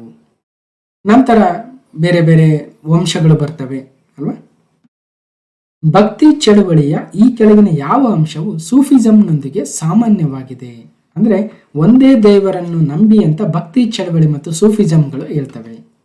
ಒಂದೇ ದೇವರನ್ನ ನಂಬಿ. ಅವರು ಉಣ್ಣೆ ವಸ್ತ್ರಗಳನ್ನ ಧರಿಸ್ತಾ ಇದ್ರು, ಹಾಗಾಗಿ ಅವ್ರನ್ನ ಸೂಫಿ ಸಂತರು ಅಂತ ಕರಿತಾ ಇದ್ರು. ಕ್ವಿಟ್ ಇಂಡಿಯಾ ಮೂವ್ಮೆಂಟ್ ಎಂದು ಯಾವುದನ್ನ ಕರಿತಾ ಅಂದ್ರೆ ಆಗಸ್ಟ್ ಕ್ರಾಂತಿ. ಆಗಸ್ಟ್ 8, 1942 ಕ್ವಿಟ್ ಇಂಡಿಯಾ ಮೂವ್ಮೆಂಟ್ ಏನಾಗುತ್ತಲ್ವ ಅದನ್ನ ಆಗಸ್ಟ್ ಕ್ರಾಂತಿ ಅಂತ ಕೂಡ ಕರಿತೀವಿ. ಆಗಸ್ಟ್ 8, 1942 ಬ್ರಿಟಿಷರೇ ಭಾರತ ಬಿಟ್ಟು ತೊಲಗಿ, ಕ್ವಿಟ್ ಇಂಡಿಯಾ ಮೂವ್ಮೆಂಟ್. ತಮಿಳುನಾಡಿನ ಮಾಮಲ್ಲಪುರಂನ ರಥವನ್ನ ಯಾವ ರಾಜವಂಶ ನಿರ್ಮಿಸಿದೆ ಅಂದ್ರೆ ನರಸಿಂಹವರ್ಮನ್ II. ವರ್ಮ ಅಂದ್ರೆ ಪಲ್ಲವ ರಾಜವಂಶ, ಕಂಚಿಯ ಪಲ್ಲವರು. ಅಲ್ಲಿ ಯಾವ್ಯಾವ ರಥಗಳು ಇದಾವೆ ಅಂತ ಈಗ ಆಲ್ರೆಡಿ ನೋಡಿದ್ವಿ. ಓಕೆ, ವಿಜಯಪುರದ ಗೋಲ್ ಗುಂಬಜನ್ನ ನಿರ್ಮಿಸಿರ್ತಕ್ಕಂಥವ್ರು ಆದಿಲ್ ಶಾಹಿ ರಾಜವಂಶ. 17ನೇ ಶತಮಾನದ ಸಮಾಧಿ ಆಗುತ್ತೆ. ಇದು ಆದಿಲ್ ಶಾಹಿ ರಾಜವಂಶದ 7ನೇ ಸುಲ್ತಾನ ಮೊಹಮ್ಮದ್ ಆದಿಲ್ ಶಾ ಮತ್ತು ಅವರ ಕೆಲವು ಸಂಬಂಧಿಕರ ಅವಶೇಷಗಳನ್ನ ಹೊಂದಿದವೆ. ಇದು ಇಂಡೋ ಇಸ್ಲಾಮಿಕ್ ವಾಸ್ತುಶಿಲ್ಪದ ಪ್ರಮುಖ ಒಂದು ಉದಾಹರಣೆ ಕೂಡ ಹೇಳ್ಬೋದು. ಇದೀಗ ಪ್ರಸಿದ್ಧ ತಾಣವಾಗಿದ್ದು ಈಗ ಪ್ರಸ್ತುತ ಯುನೆಸ್ಕೋ ವರ್ಲ್ಡ್ ಹೆರಿಟೇಜ್ ಸೈಟ್ನ ತಾತ್ಕಾಲಿಕ ಪಟ್ಟಿಯಲ್ಲೂ ಕೂಡ ಇದೆ. ಗೋಲ್ ಗುಂಬಜ್ ಆಫ್ ಬಿಜಾಪುರ್. ಮೊಘಲ್ ಚಕ್ರವರ್ತಿ ಅಕ್ಬರನ ಸಮಾಧಿ ಎಲ್ಲಿದೆ ಅಂದ್ರೆ ಆಗ್ರಾದಲ್ಲಿದೆ. Tomb of Akbar, Akbar's tomb, Agra. 1919 Jallian Walabagh ಹತ್ಯಾಕಾಂಡದ ತನಿಖೆ ನಡೆಸಲು ಯಾವ ಸಮಿತಿಯು ಬ್ರಿಟಿಷ್ ಸರ್ಕಾರದಿಂದ ನೇಮಿಸಲ್ಪಟ್ಟಿತ್ತು ಅಂದ್ರೆ ಹಂಟರ್ ಸಮಿತಿ. ವಿಲಿಯಂ ಹಂಟರ್ ಅವರ ನೇತೃತ್ವದಲ್ಲಿ ಈ ಒಂದು ಸಮಿತಿ ಆಗಿತ್ತು. ಜಲಿಯಾನ ವಾಲಾಬಾಗ್ ಹತ್ಯಾಕಾಂಡದ ತನಿಖೆಗಾಗಿ. ಮಹೆಂಜೋದಾರದಲ್ಲಿ ಶೋಧಿಸಲ್ಪಟ್ಟ ನೃತ್ಯ ಮಾಡ್ತಾ ಇರ್ತಕ್ಕಂಥ ಹುಡುಗಿ ಅಥವಾ ಡ್ಯಾನ್ಸಿಂಗ್ ಗರ್ಲ್ ಪ್ರತಿಮೆ ಯಾವುದರಿಂದ ಮಾಡಲ್ಪಟ್ಟಿದೆ ಅಂತ ಬಹಳಷ್ಟು ಎಕ್ಸಾಮ್ ಅಲ್ಲಿ ಕೇಳ್ತಾ ಇದ್ದಾರೆ. ಯಾವುದರಲ್ಲಿ ಅಂದ್ರೆ ಚಿನ್ನ, ತಾಮ್ರ, ಬೆಳ್ಳಿ, ಹಿತ್ತಾಳೆ ಅಂದ್ರೆ ಹಿತ್ತಾಳೆ ಅಥವಾ ಕಂಚು ಅಂತ ಕರಿತೀವಲ್ವ, ಅದರಲ್ಲಿ. ವಿಶ್ವವಿಖ್ಯಾತ ಚೆನ್ನಕೇಶವ ದೇವಾಲಯ ಎಲ್ಲಿದೆ ಅಂದ್ರೆ ಬೇಲೂರಿನಲ್ಲಿದೆ. ಹೊಯ್ಸಳರ ಪ್ರಮುಖ ಒಂದು ಆರ್ಕಿಟೆಕ್ಚರ್ ಅನ್ನ ಕಾಣ್ಬೋದು. ಚೆನ್ನಕೇಶವ ದೇವಾಲಯ ಬೇಲೂರಿನ ವಿಜಯನಾರಾಯಣ ದೇವಾಲಯ ಅಂತ ಕೂಡ ಕರೀತಾರೆ. 12ನೇ ಶತಮಾನದ ಹಿಂದೂ ದೇವಾಲಯವಾಗುತ್ತೆ. ಹೊಯ್ಸಳ ಸಾಮ್ರಾಜ್ಯದ ರಾಜಧಾನಿಯೂ ಕೂಡ ಆಗಿತ್ತು. ರಾಜಾರಾಮ್ ಮೋಹನ್ ರಾಯ್ ಯಾವುದರ ಸ್ಥಾಪಕರಾಗಿದ್ದರು? ಬ್ರಹ್ಮ ಸಮಾಜ. ರಾಜಾರಾಮ್ ಮೋಹನ್ ರಾಯ್ ಬ್ರಹ್ಮ ಸಮಾಜ ಜೊತೆಗೆ ಸತಿ ಪದ್ಧತಿಯನ್ನ ರದ್ದು ಮಾಡಿರ್ತಕ್ಕಂಥ ಒಬ್ಬ ಮಹಾನ್ ವ್ಯಕ್ತಿ ಆಗ್ತಾನೆ. ಬಂಗಾಳದ ಪುನರುಜ್ಜೀವನದ ಜನಕ ಅಂತ ಕರಿತೀವಿ. ಭಾರತದ ನವೋದಯದ ಪಿತಾಮಹ ಅಂತ ಕೂಡ ಕರಿತೀವಿ. ರಾಜಾರಾಮ್ ಮೋಹನ್ ರಾಯರು ಬ್ರಹ್ಮ ಸಮಾಜದ ಸಂಸ್ಥಾಪಕರು. ದಕ್ಷಿಣ ಭಾರತದಲ್ಲಿ ಪ್ರಥಮ ಸ್ವಾತಂತ್ರ್ಯ ಇಸ್ಲಾಮಿಕ್ ಸಾಮ್ರಾಜ್ಯ ಯಾವುದಾಗಿತ್ತು ಅಂತ ಮತ್ತೊಮ್ಮೆ ಕೇಳಿದ್ದಾರೆ 2018ರ PCಲಿ. ಬಹುಮನಿ ಸಾಮ್ರಾಜ್ಯ. ಅಲ್ಲಾವುದ್ದೀನ್ ಹಸನ್ ಗಂಗು ಅಥವಾ ಜಾಫರ್ ಖಾನ್ ಬಹುಮನಿ ಸಾಮ್ರಾಜ್ಯದ ಸ್ಥಾಪಕನಾಗ್ತಾನೆ. ಭಾರತೀಯ ರಾಷ್ಟ್ರೀಯ ಕಾಂಗ್ರೆಸ್ನ ಮೊದಲ ಸಭೆ ಅಧ್ಯಕ್ಷತೆಯನ್ನು ಯಾರು ವಹಿಸಿದ್ರು ಅಂದ್ರೆ WC ಬ್ಯಾನರ್ಜಿರವರು. ಎಒ ಯೂಮ್ ರವರು INC ಅಥವಾ ಇಂಡಿಯನ್ ನ್ಯಾಷನಲ್ ಕಾಂಗ್ರೆಸ್ ಅಥವಾ ಭಾರತೀಯ ರಾಷ್ಟ್ರೀಯ ಕಾಂಗ್ರೆಸ್ನ ಸ್ಥಾಪಕರಾದರೆ ಮೊದಲ ಅಧಿವೇಶನದ ಅಧ್ಯಕ್ಷರು WC ಬ್ಯಾನರ್ಜಿರವರು. ಓಕೆ, ಮಹಾತ್ಮ ಗಾಂಧಿ ಅಧ್ಯಕ್ಷರಾಗಿದ್ದ ಕಾಂಗ್ರೆಸ್ನ ಅಧಿವೇಶನ 1924ರ ಬೆಳಗಾವಿ ಅಧಿವೇಶನ. ಮಹಾತ್ಮ ಗಾಂಧಿಯವರ ಮೊದಲ ಮತ್ತು ಒಂದೇ ಒಂದು ಅಧಿವೇಶನ, ಕಾಂಗ್ರೆಸ್ ಅಧಿವೇಶನ ಅಧ್ಯಕ್ಷರಾಗಿರ್ತಕ್ಕಂಥದ್ದು ನಮ್ಮ ಬೆಳಗಾವಿ ಅಧಿವೇಶನವಾಗುತ್ತೆ. ಓಕೆ, ಆರ್ಯ ಸಮಾಜವು ಇವರಿಂದ ಸ್ಥಾಪಿಸಲ್ಪಟ್ಟಿತು. ಆರ್ಯ ಸಮಾಜ ಅಂದ ತಕ್ಷಣ ಸ್ವಾಮಿ ದಯಾನಂದ ಸರಸ್ವತಿ. ಓಕೆ, ಆರ್ಯ ಸಮಾಜವನ್ನ 10 ಏಪ್ರಿಲ್ 1875ರಂದು ದಯಾನಂದ ಸರಸ್ವತಿ ಅವರು ಸ್ಥಾಪನೆ ಮಾಡ್ತಾರೆ. ಓಕೆ, ಕದಂಬ ಸಾಮ್ರಾಜ್ಯದ ರಾಜಧಾನಿ ಗೊತ್ತಿರತಕ್ಕಂಥದ್ದೇ ಉತ್ತರ ಕನ್ನಡ ಜಿಲ್ಲೆಯ ಬನವಾಸಿ. ಕರ್ನಾಟಕದ ಕೇಸರಿ ಎಂದು ಹೆಸರಾದ ಸ್ವಾತಂತ್ರ್ಯ ಹೋರಾಟಗಾರ ಅರ್ಡೇಕರ್ ಮಂಜಪ್ಪ, ಗಂಗಾಧರರಾವ್ ದೇಶಪಾಂಡೆ, ಎಸ್ ನಿಜಲಿಂಗಪ್ಪ ಯಾರೂ ಅಲ್ಲ ಅಂದ್ರೆ ಗಂಗಾಧರರಾವ್ ದೇಶಪಾಂಡೆರವರನ್ನ ಕರ್ನಾಟಕದ ಕೇಸರಿ, ಲಯನ್ ಆಫ್ ಕರ್ನಾಟಕ ಅಂತ ಕರಿತೀವಿ. ಜೊತೆಗೆ 1924 ಮಹಾತ್ಮ ಗಾಂಧೀಜಿಯವರು ಅಧ್ಯಕ್ಷರಾಗಿದ್ದ ಬೆಳಗಾವಿ ಅಧಿವೇಶನ ಏನಿದೆಲ್ವ ಅದರ ಒಂದು ಮೇಲ್ವಿಚಾರಣೆಯನ್ನ ಕೂಡ ಇವರೇ ನೋಡ್ಕೊಳ್ತಾರೆ, ಗಂಗಾಧರರಾವ್ ದೇಶಪಾಂಡೆ. ಜೊತೆಗೆ ಕರ್ನಾಟಕ ಪ್ರದೇಶ ಕಾಂಗ್ರೆಸ್ ಸಮಿತಿ, ಕರ್ನಾಟಕ ಪ್ರದೇಶ್ ಕಾಂಗ್ರೆಸ್ ಕಮಿಟಿ KPCCಯ ಅಧ್ಯಕ್ಷರು ಕೂಡ ಆಗಿದ್ರು. ಇವತ್ತು KPCC ಅಧ್ಯಕ್ಷರು DK ಶಿವಕುಮಾರ್ ಇದ್ದಾರಲ್ವ, ಅದೇ ರೀತಿಯಾಗಿ ಮೊದಲ KPCC ಅಧ್ಯಕ್ಷರು ಗಂಗಾಧರರಾವ್ ಬಿ ದೇಶಪಾಂಡೆ. ಇವರನ್ನ ಸಂಯುಕ್ತ ಕರ್ನಾಟಕ ಮತ್ತು ಲೋಕಮಾನ್ಯ ಅಂತಕ್ಕಂಥ ಪತ್ರಿಕೆಗಳ ಫೌಂಡರ್ ಕೂಡ, ಸ್ಥಾಪಕರು. ಸಂಯುಕ್ತ ಕರ್ನಾಟಕ ಓದಿರ್ತೀರ. ಕರ್ನಾಟಕದ ಮಾರ್ಟಿನ್ ಲೂಥರ್ ಎಂದು ಯಾರನ್ನು ಕರೆಯುತ್ತಾರೆ ಅಂದ್ರೆ ಬಸವಣ್ಣನವರನ್ನ ಕರ್ನಾಟಕದ ಮಾರ್ಟಿನ್ ಲೂಥರ್ ಎಂದು, ಮತ್ತು ಸ್ವಾಮಿ ದಯಾನಂದ ಸರಸ್ವತಿ ಅವರನ್ನ ಭಾರತದ ಮಾರ್ಟಿನ್ ಲೂಥರ್ ಎಂದು ಕೂಡ ಕರೀತಾರಂತೆ. ಯಾರು ಕರೆದಿದ್ದಾರೆ ಅಂದ್ರೆ ಸರ್ ಆರ್ಥರ್ ಮೈಲರ್ ಅವರು. ಗದುಗಿನ ಭಾರತವನ್ನು ರಚಿಸಿರ್ತಕ್ಕಂಥವ್ರು ಗದುಗಿನ ನಾರಾಯಣಪ್ಪ ಅಥವಾ ಕುಮಾರವ್ಯಾಸ. ಭಾರತ ಕಥಾಮಂಜರಿ ಅಥವಾ ಗದುಗಿನ ಭಾರತ ಅಥವಾ ಕರ್ನಾಟಕದ ಮಹಾಭಾರತ ಬರೆದಿರ್ತಕ್ಕಂಥವ್ರು ಕುಮಾರವ್ಯಾಸ. ಉದಯವಾಗಲಿ ನಮ್ಮ ಚೆಲುವ ಕನ್ನಡ ನಾಡು, ಇದೇ ಗೀತೆಯನ್ನ ಬರೆದು ಆಡಿರ್ತಕ್ಕಂಥವ್ರು ಯಾರು ಅಂದ್ರೆ ಹುಯಿಲುಗೋಳ ನಾರಾಯಣರಾವ್ ಅವರು. 1924 ಬೆಳಗಾವಿ ಅಧಿವೇಶನ ಮಹಾತ್ಮ ಗಾಂಧೀಜಿಯವರು ಅಧ್ಯಕ್ಷರಾಗಿದ್ರು. ಹುಯಿಲುಗೋಳ ನಾರಾಯಣರಾವ್. ಉದಯವಾಗಲಿ ನಮ್ಮ ಚೆಲುವ ಕನ್ನಡ ನಾಡು. ಕರ್ನಾಟಕದ ಕುಲಪುರೋಹಿತರು ಆಲೂರು ವೆಂಕಟರಾಯರನ್ನ ಕರ್ನಾಟಕದ ಪುರೋಹಿತರು ಅಂತ ಕರಿತೀವಿ. ಸೊ ಅಲಹಾಬಾದಿನಲ್ಲಿ ಕುಂಭಮೇಳ ಅಥವಾ ಜಾತ್ರೆಯನ್ನು ಮೊದಲ ಬಾರಿಗೆ ಆರಂಭಿಸಿದ ರಾಜ ಹರ್ಷವರ್ಧನ. ಅಲಹಾಬಾದಿನ ಕುಂಭಮೇಳ ಹರ್ಷವರ್ಧನ. ವೇದಗಳ ಕಾಲದಲ್ಲಿ ಗ್ರಾಮದ ಮುಖ್ಯಸ್ಥನನ್ನ ಏನಂತ ಕರಿತಾ ಇದ್ರು ಅಂದ್ರೆ ಗ್ರಾಮಿಣಿ ಅಂತ ಕರಿತಾ ಇದ್ರು, ಗ್ರಾಮಗಳ ಮುಖ್ಯಸ್ಥರನ್ನ. ಓಕೆ, ಸೊ ಆಗ ಗ್ರಾಮಗಳಾಗಿ ವಿಲೇಜ್ಗಳಾಗಿ ಡಿವೈಡ್ ಮಾಡ್ತಾ ಇದ್ರು ವೇದಗಳ ಕಾಲದಲ್ಲಿ. ಆ ವಿಲೇಜ್ ಅಥವಾ ಗ್ರಾಮದ ಮುಖ್ಯಸ್ಥನನ್ನ ಗ್ರಾಮಿಣಿ ಅಂತ ಕರಿತಾ ಇದ್ರು. ಅಲ್ಲಿ ಸಭಾಗಳು ಸಮಿತಿಗಳು ಕೂಡ ಇದ್ವು. ಅಂದ್ರೆ ವೇದಗಳ ಕಾಲದಲ್ಲೂ ಕೂಡ ಇವತ್ತಿನ ಆಡಳಿತ ವ್ಯವಸ್ಥೆ ಏನಿದೆ ಅಲ್ವಾ, ಅದನ್ನ ನೋಡ್ಬೋದಾಗಿತ್ತು ಅನ್ನೋದನ್ನ ಕಾಣ್ಬೋದು. ಗೌತಮ ಬುದ್ಧನ ಇನ್ನೊಂದು ಹೆಸರು ಸಿದ್ಧಾರ್ಥ ಅಥವಾ ಶಾಕ್ಯ ಮುನಿ ಅಂತ ಕೂಡ ಕರಿತೀವಿ. ಔರಂಗಜೇಬನ ಪೂರ್ಣ ಹೆಸರು ಏನು ಅಂತ KSRP 2020 ಕೇಳಿದರೆ, ಬಹಳ ಎಕ್ಸಾಮ್ ಅಲ್ಲಿ ಕೂಡ ಕೇಳಿದರೆ, ಮೊಯಿನುದ್ದೀನ್ ಮೊಹಮ್ಮದ್ ಔರಂಗಜೇಬ್ ಶಹಜಾನನ ಮಗನಾಗ್ತಾನೆ. ಸೊ ದಸರಾ ಹಬ್ಬವನ್ನ ಕರ್ನಾಟಕ ರಾಜ್ಯದ ನಾಡ ಹಬ್ಬವಾಗಿ ಘೋಷಿಸಿದವರು ಜಯಪ್ರಕಾಶ್ ನಾರಾಯಣ್ ಅವರು. ಓಕೆ, ರಾಜ ಒಡೆಯರ್, 1ನೇ ರಾಜ ಒಡೆಯರು 1610 ಸ್ವತಂತ್ರ ಮೈಸೂರು ಸಾಮ್ರಾಜ್ಯದ ಮೊದಲ ದೊರೆ ಆಗ್ತಾರೆ ಮತ್ತು 9 ದಿನಗಳ ದಸರಾ ಉತ್ಸವವನ್ನ ಪ್ರಾರಂಭ ಮಾಡ್ತಾರೆ. ಆದ್ರೆ ಅದನ್ನ ನಾಡ ಹಬ್ಬ, ಕರ್ನಾಟಕದ ರಾಜ್ಯದ ನಾಡ ಹಬ್ಬ ಅಂತ ಘೋಷಣೆ ಮಾಡಿರ್ತಕ್ಕಂಥವ್ರು ಜಯಪ್ರಕಾಶ ನಾರಾಯಣ್ ಅವರು. ವಿಜಯನಗರ ಸಾಮ್ರಾಜ್ಯ ಸ್ಥಾಪನೆಯ ವರ್ಷ ಮತ್ತೊಮ್ಮೆ ಕೇಳಿದರೆ 1336. ಇವರ ರಾಜಧಾನಿಗಳು ವಿಜಯನಗರ ಅಂದ್ರೆ ಇವತ್ತಿನ ಹಂಪಿ, ನಂತರ ಪೆನಗೊಂಡ, ನಂತರ ಚಂದ್ರಗಿರಿ ಕಡೆ ಆಯಾ ಕಾಲಘಟ್ಟದಲ್ಲಿ ಚೇಂಜ್ ಆಗುತ್ತೆ ಅವರ ರಾಜಧಾನಿ. ಮೈಸೂರಿನ ಒಡೆಯರ್ ರಾಜ ಕುಟುಂಬ ಈ ಕೆಳಗಿನ ಯಾವ ರಾಜಮನೆತನಕ್ಕೆ ಸಂಬಂಧಿಸಿದೆ ಅಂದ್ರೆ ಯದುವಂಶ ಅಲ್ವಾ. ಇವತ್ತು ನೋಡಿ ಯದುವೀರ ಕೃಷ್ಣದತ್ತ ಚಾಮರಾಜ ಒಡೆಯರ್ ಅವರು ಮಹಾರಾಜರಾಗಿದ್ದಾರೆ. ಅದೇ ರೀತಿಯಾಗಿ ಇವರ ವಂಶ ಯದುವಂಶ. ಸೊ ಅವರ ತಂದೆ ಶ್ರೀಕಂಠದತ್ತ ನರಸಿಂಹರಾಜ ಒಡೆಯರ್, ಅವರ ತಂದೆ ಜಯಚಾಮರಾಜೇಂದ್ರ ಒಡೆಯರ್, ನಮ್ಮ ಕರ್ನಾಟಕದ ಮೊದಲ ರಾಜ್ಯಪಾಲರು ಕೂಡ. ಸೊ ಈ ಕೆಳಗಿನ ಯಾವ ಹೇಳಿಕೆಯು 1857 ದಂಗೆಯ ಬಗ್ಗೆ ಸರಿಯಾದ ವಿವರಣೆಯಾಗಿದೆ ಅಂದ್ರೆ ಅಧಿಕಾರವನ್ನು ಹಿಂಪಡೆಯಲು ಹಳೆಯ ರಾಜಕೀಯ ಆದೇಶದ ಕೊನೆಯ ಪ್ರಯತ್ನವಾಗಿತ್ತು 1857 ದಂಗೆ, ರಿವೋಲ್ಟ್ ಆಫ್ 1857. ಇದನ್ನ ಪ್ರತಿರೋಧಿಸಿ 1919 ಗಾಂಧೀಜಿ ಅವರು ಸತ್ಯಾಗ್ರಹ ಚಳವಳಿಯನ್ನು ಪ್ರಾರಂಭಿಸಿದರು. ಯಾವುದನ್ನ ಪ್ರತಿರೋಧಿಸಿ ಅಂದ್ರೆ ರೌಲತ್ ಕಾಯ್ದೆಯ ಜಾರಿಯನ್ನ ಪ್ರತಿರೋಧಿಸಿ ಸತ್ಯಾಗ್ರಹವನ್ನು ಮಾಡ್ತಾರೆ. ಓಕೆ, ಮೈಸೂರು ಪ್ರತಿನಿಧಿ ಸಭೆಯನ್ನು ಪ್ರಾರಂಭಿಸಿದವರು ದಿವಾನ ರಂಗಾಚಾರ್ಲೂರ್ ಅವರು. ಮೈಸೂರು ಪ್ರಜಾಪ್ರತಿನಿಧಿ ಕಾಯ್ದೆ ಅಂತ ಏನು ಕರಿತೀವಿ ಅದನ್ನ ದಿವಾನ್ ರಂಗಾಚಾರ್ಲೂರ್ ಅವರು ತರ್ತಾರೆ. ಪ್ರಜಾಪ್ರತಿನಿಧಿ ಸಭೆ ಅಂತ 1881.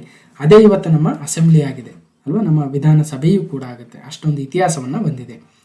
ಸೊ ಹೈದರಾಬಾದ್ನ ನಿಜಾಮರ ಅಧೀನದಲ್ಲಿದ್ದ ಹೈದರಾಬಾದ್ ಕರ್ನಾಟಕ ಪ್ರಾಂತ್ಯವು ಭಾರತೀಯ ಒಕ್ಕೂಟಕ್ಕೆ ಸೇರಿದ್ದು 1948 ಸೆಪ್ಟೆಂಬರ್ ಅಲ್ಲಿ, ಕರೆಕ್ಟ್. ಅದಕ್ಕೋಸ್ಕರ ವಿಮೋಚನಾ ದಿನವನ್ನು ಕೂಡ ಆಚರಿಸ್ತೀವಿ. ಅದನ್ನ ಆಪರೇಷನ್ ಪೋಲೋ ಅಂತ ಕೂಡ ಕರಿತೀವಿ.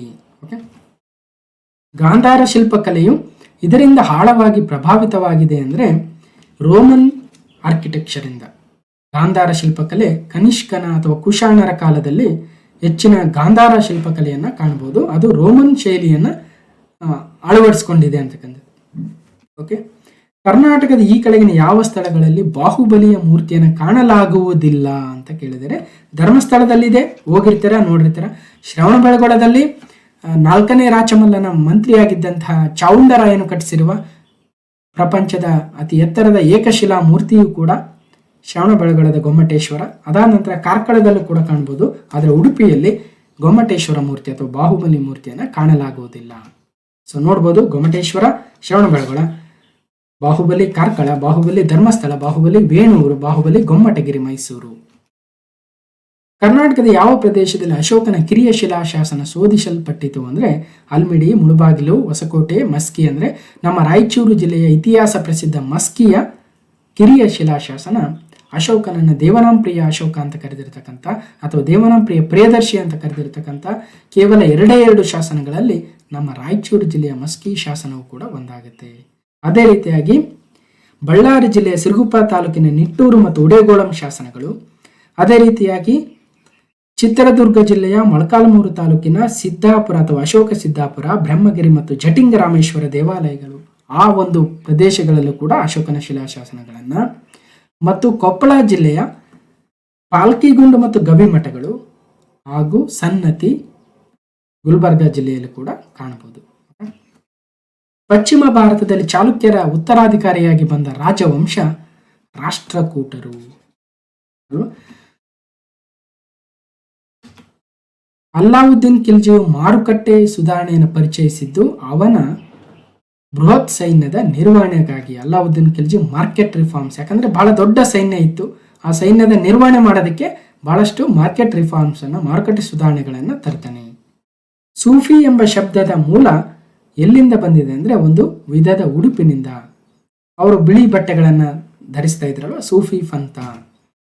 ಮೀರಾಬಾಯಿ ಹಿಂದಿ ಭಾಷೆ, ತ್ಯಾಗರಾಜ ತೆಲುಗು ಭಾಷೆ, ಪುರಂದರದಾಸರು ಕನ್ನಡ ಭಾಷೆ, ಚಂಡೀದಾಸರು ಬಂಗಾಳಿ. ಸೊ ಹಾಗಾಗಿ 2, 3, 4 ಒಂದು ಸರಿಯಾದ ಉತ್ತರ. ಹೊಂದಿಸಿ ಬರೆಯಿರಿ ಕೇಳಿದ್ದಾರೆ. ಮನ್ಸಬ್ ಎಂಬ ಶಬ್ದ ಪ್ರತಿನಿಧಿಸ್ತಕ್ಕಂಥದ್ದು ಒಂದು ಪದವಿ ಅಥವಾ ರ್ಯಾಂಕ್ ಅಂತ ಕರಿಬಹುದು. ಮನ್ಸಬ್ದಾರಿ ಸಿಸ್ಟಮ್ ಅಂತ ಮುಘಲ್ ಸಂದರ್ಭದಲ್ಲಿ ಕಾಣ್ತೀವಿ. ಸೊ ಅಂದರೆ ಇದು ಯಾವ್ಯಾವ ಶ್ರೇಣಿ ಏನು ಅಂತ ಕೊಡ್ತಾರಲ್ವ, ಅದು ಮನ್ಸಬ್. ಡಾಲೌಸಿಯ ಕೆಲವೊಂದು ಕ್ರಮಗಳು ಭಾರತದಲ್ಲಿ ತೀವ್ರವಾದ ಅಸಮಾಧಾನವನ್ನು ಸೃಷ್ಟಿಸಿದ್ದಲ್ಲದೆ ಅವು 1857ರ ದಂಗೆಗೂ ಕೂಡ ಕಾರಣವಾಯಿತು. ಇವುಗಳಲ್ಲಿ ಯಾವುದು ಒಂದು ಅಲ್ಲ ಅಂದರೆ ಶೈಕ್ಷಣಿಕ ಸುಧಾರಣೆಗಳನ್ನು ಅಲ್ಲ, ಮಿಕ್ಕಿರ್ತಕ್ಕಂಥದ್ದು ದತ್ತು ಮಕ್ಕಳಿಗೆ ಅಕ್ಕಿಲ್ಲ, ಡಾಕ್ಟ್ರೈನ್ ಆಫ್ ಲ್ಯಾಬ್ಸು, ಕೆಲವು ಅರಸರ ಪದವಿ ಮತ್ತು ಪಿಂಚಣಿಯ ರದ್ದತಿಯನ್ನು ಮಾಡಿರ್ತಕ್ಕಂಥ ಇವೆಲ್ಲವೂ 1857ರ ದಂಗೆಗೆ ಕಾರಣಗಳಾಗ್ತವೆ. ಆದರೆ ಆತನ ಶೈಕ್ಷಣಿಕ ಸುಧಾರಣೆಗಳನ್ನು ಭಾರತದಲ್ಲಿ ಅಷ್ಟೊಂದು ವಿರೋಧಿಸಲಿಲ್ಲ. ಕೆಳಗಿನವರಲ್ಲಿ ಯಾರು ಆತನ ಹೊಸ ಪಂಚಾಂಗ ಪಟ್ಟಿಗೆ, ಹೊಸ ನಾಣ್ಯ ಪದ್ಧತಿಗೆ, ಹೊಸ ಭಾರ ಮತ್ತು ಅಳತೆಯ ಮಾಪನಕ್ಕಾಗಿ ಗುರುತಿಸಲ್ಪಟ್ಟವರು ಎಂದರೆ ಟಿಪ್ಪು ಸುಲ್ತಾನ್. ಓಕೆ, ಮೊಘಲ್ ಅರಸ ಬಹದ್ದೂರ್ ಶಾ ಎರಡನ್ನು ಬ್ರಿಟಿಷರಿಂದ ಪದಚ್ಯುತಗೊಳಿಸಲ್ಪಟ್ಟು ಕಳಿಸಲ್ಪಟ್ಟಿದ್ದು ಎಲ್ಲಿಗೆ ಅಂದರೆ ಪುಣೆ, ಮಾಂಡಲೆ, ಅಂಡಮಾನ್ ನಿಕೋಬಾರ್, ಹೈದರಾಬಾದ್. ಅಂದರೆ ಇವತ್ತಿನ ಮಯನ್ಮಾರ್, ಅಂದಿನ ಬರ್ಮಾದ ಮಾಂಡಲೆ ಎನ್ನುವ ಜೈಲಿಗೆ ಕಳಿಸಲ್ಪಡ್ತಾನೆ 2ನೇ ಬಹದ್ದೂರ್ ಶಾ ಮೊಘಲ್ ಅರಸ. ರಂಗೂನ್ ಅಂತ ಕರಿತೀವಲ್ವ, ಅಲ್ಲಿಗೆ. ಈ ಕೆಳಗಿನ ಯಾರು ಒಬ್ಬ ಕ್ರಾಂತಿಕಾರಿಯಾಗಿದ್ದು ನಂತರದಲ್ಲಿ ಯೋಗಿ ಮತ್ತು ತತ್ವಜ್ಞಾನಿಯಾಗಿ ಬದಲಾಗ್ತಾನೆ ಅಂದರೆ ಅರವಿಂದ ಘೋಷ್ ಅವರು. ಬಹಳ ಕ್ರಾಂತಿಕಾರಾಗಿದ್ದುಕೊಂಡು ನಂತರ ತತ್ವಜ್ಞಾನಿಯಾಗಿ ಯೋಗಿ ಆಗಿದ್ದಂಥವರು ಅರವಿಂದ ಘೋಷ್ ಅವರು. ಬಾರ್ಡೋಲಿ ಸತ್ಯಾಗ್ರಹವನ್ನು ಮುನ್ನಡೆಸಿದವರು ವಲ್ಲಭಭಾಯಿ ಪಟೇಲ್ ಅವರು. ಬಾರ್ಡೋಲಿ ಸತ್ಯಾಗ್ರಹ ಅಲ್ವಾ, ಅದೊಂದು ರೈತ ಚಳವಳಿಯಾಗಿತ್ತು.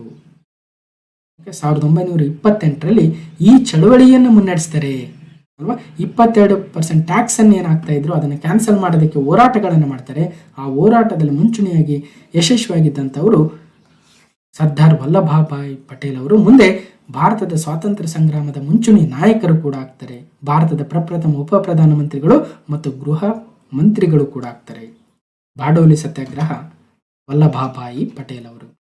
ಪ್ರಸಿದ್ಧ ಬೌದ್ಧ ಅವಶೇಷಗಳು ಕರ್ನಾಟಕದಲ್ಲಿ ಎಲ್ಲಿ ಕಾಣಸಿಗುತ್ತವೆ ಅಂದರೆ ಸನ್ನತಿಯಲ್ಲಿ ಬೌದ್ಧ ಅವಶೇಷಗಳನ್ನು ಕಾಣಬಹುದು. ಇಲ್ಲಿ ಅಶೋಕನ ಶಿಲಾಶಾಸನವನ್ನು ಕೂಡ ಕಾಣಬಹುದು. ವಂದಿಸಿ ಬರೆಯಿರಿ. ಮೃಚ್ಛಕಟಿಕ ಶೂದ್ರಕ ಸರಿ ಇದೆ. ಗೀತಗೋವಿಂದ ಜಯದೇವ ಬರೆದಿದ್ದಾನೆ. ಮುದ್ರಾ ರಾಕ್ಷಸವನ್ನ ವಿಶಾಖದತ್ತ ಬರೆದಿದ್ದಾನೆ. ರಾಜತರಂಗಿಣಿಯನ್ನ ಕಲ್ಲಣ ಬರೆದಿದ್ದಾನೆ. ಕರೆಕ್ಟ್ ಇದೆ. 1, 2, 3, 4 ಸರಿ ಇದ್ದಾವೆ. ಹೀಗೆ ಶೂದ್ರಕನು 5ನೇ ಶತಮಾನದಲ್ಲಿ ಮೃಚ್ಛಕಟಿಕವನ್ನ ಬರೀತಾನೆ. ಬಡ ಬ್ರಾಹ್ಮಣ ಚಾರುದತ್ತ ಮತ್ತು ಶ್ರೀಮಂತ ವೇಶ್ಯೆ ವಸಂತ ಸೇನಳ ನಡುವಿನ ಕಥೆಯನ್ನು ಒಳಗೊಂಡಿರ್ತಕ್ಕಂಥ ಕೃತಿಯೇ ಮೃಚ್ಛಕಟಿಕ ಶೂದ್ರಕ ಬರೀತಾನೆ 5ನೇ ಶತಮಾನದಲ್ಲಿ. ಇನ್ನು 12ನೇ ಶತಮಾನದಲ್ಲಿ ಜಯದೇವನು ಗೀತ ಗೋವಿಂದವನ್ನು ಬರೀತಾನೆ.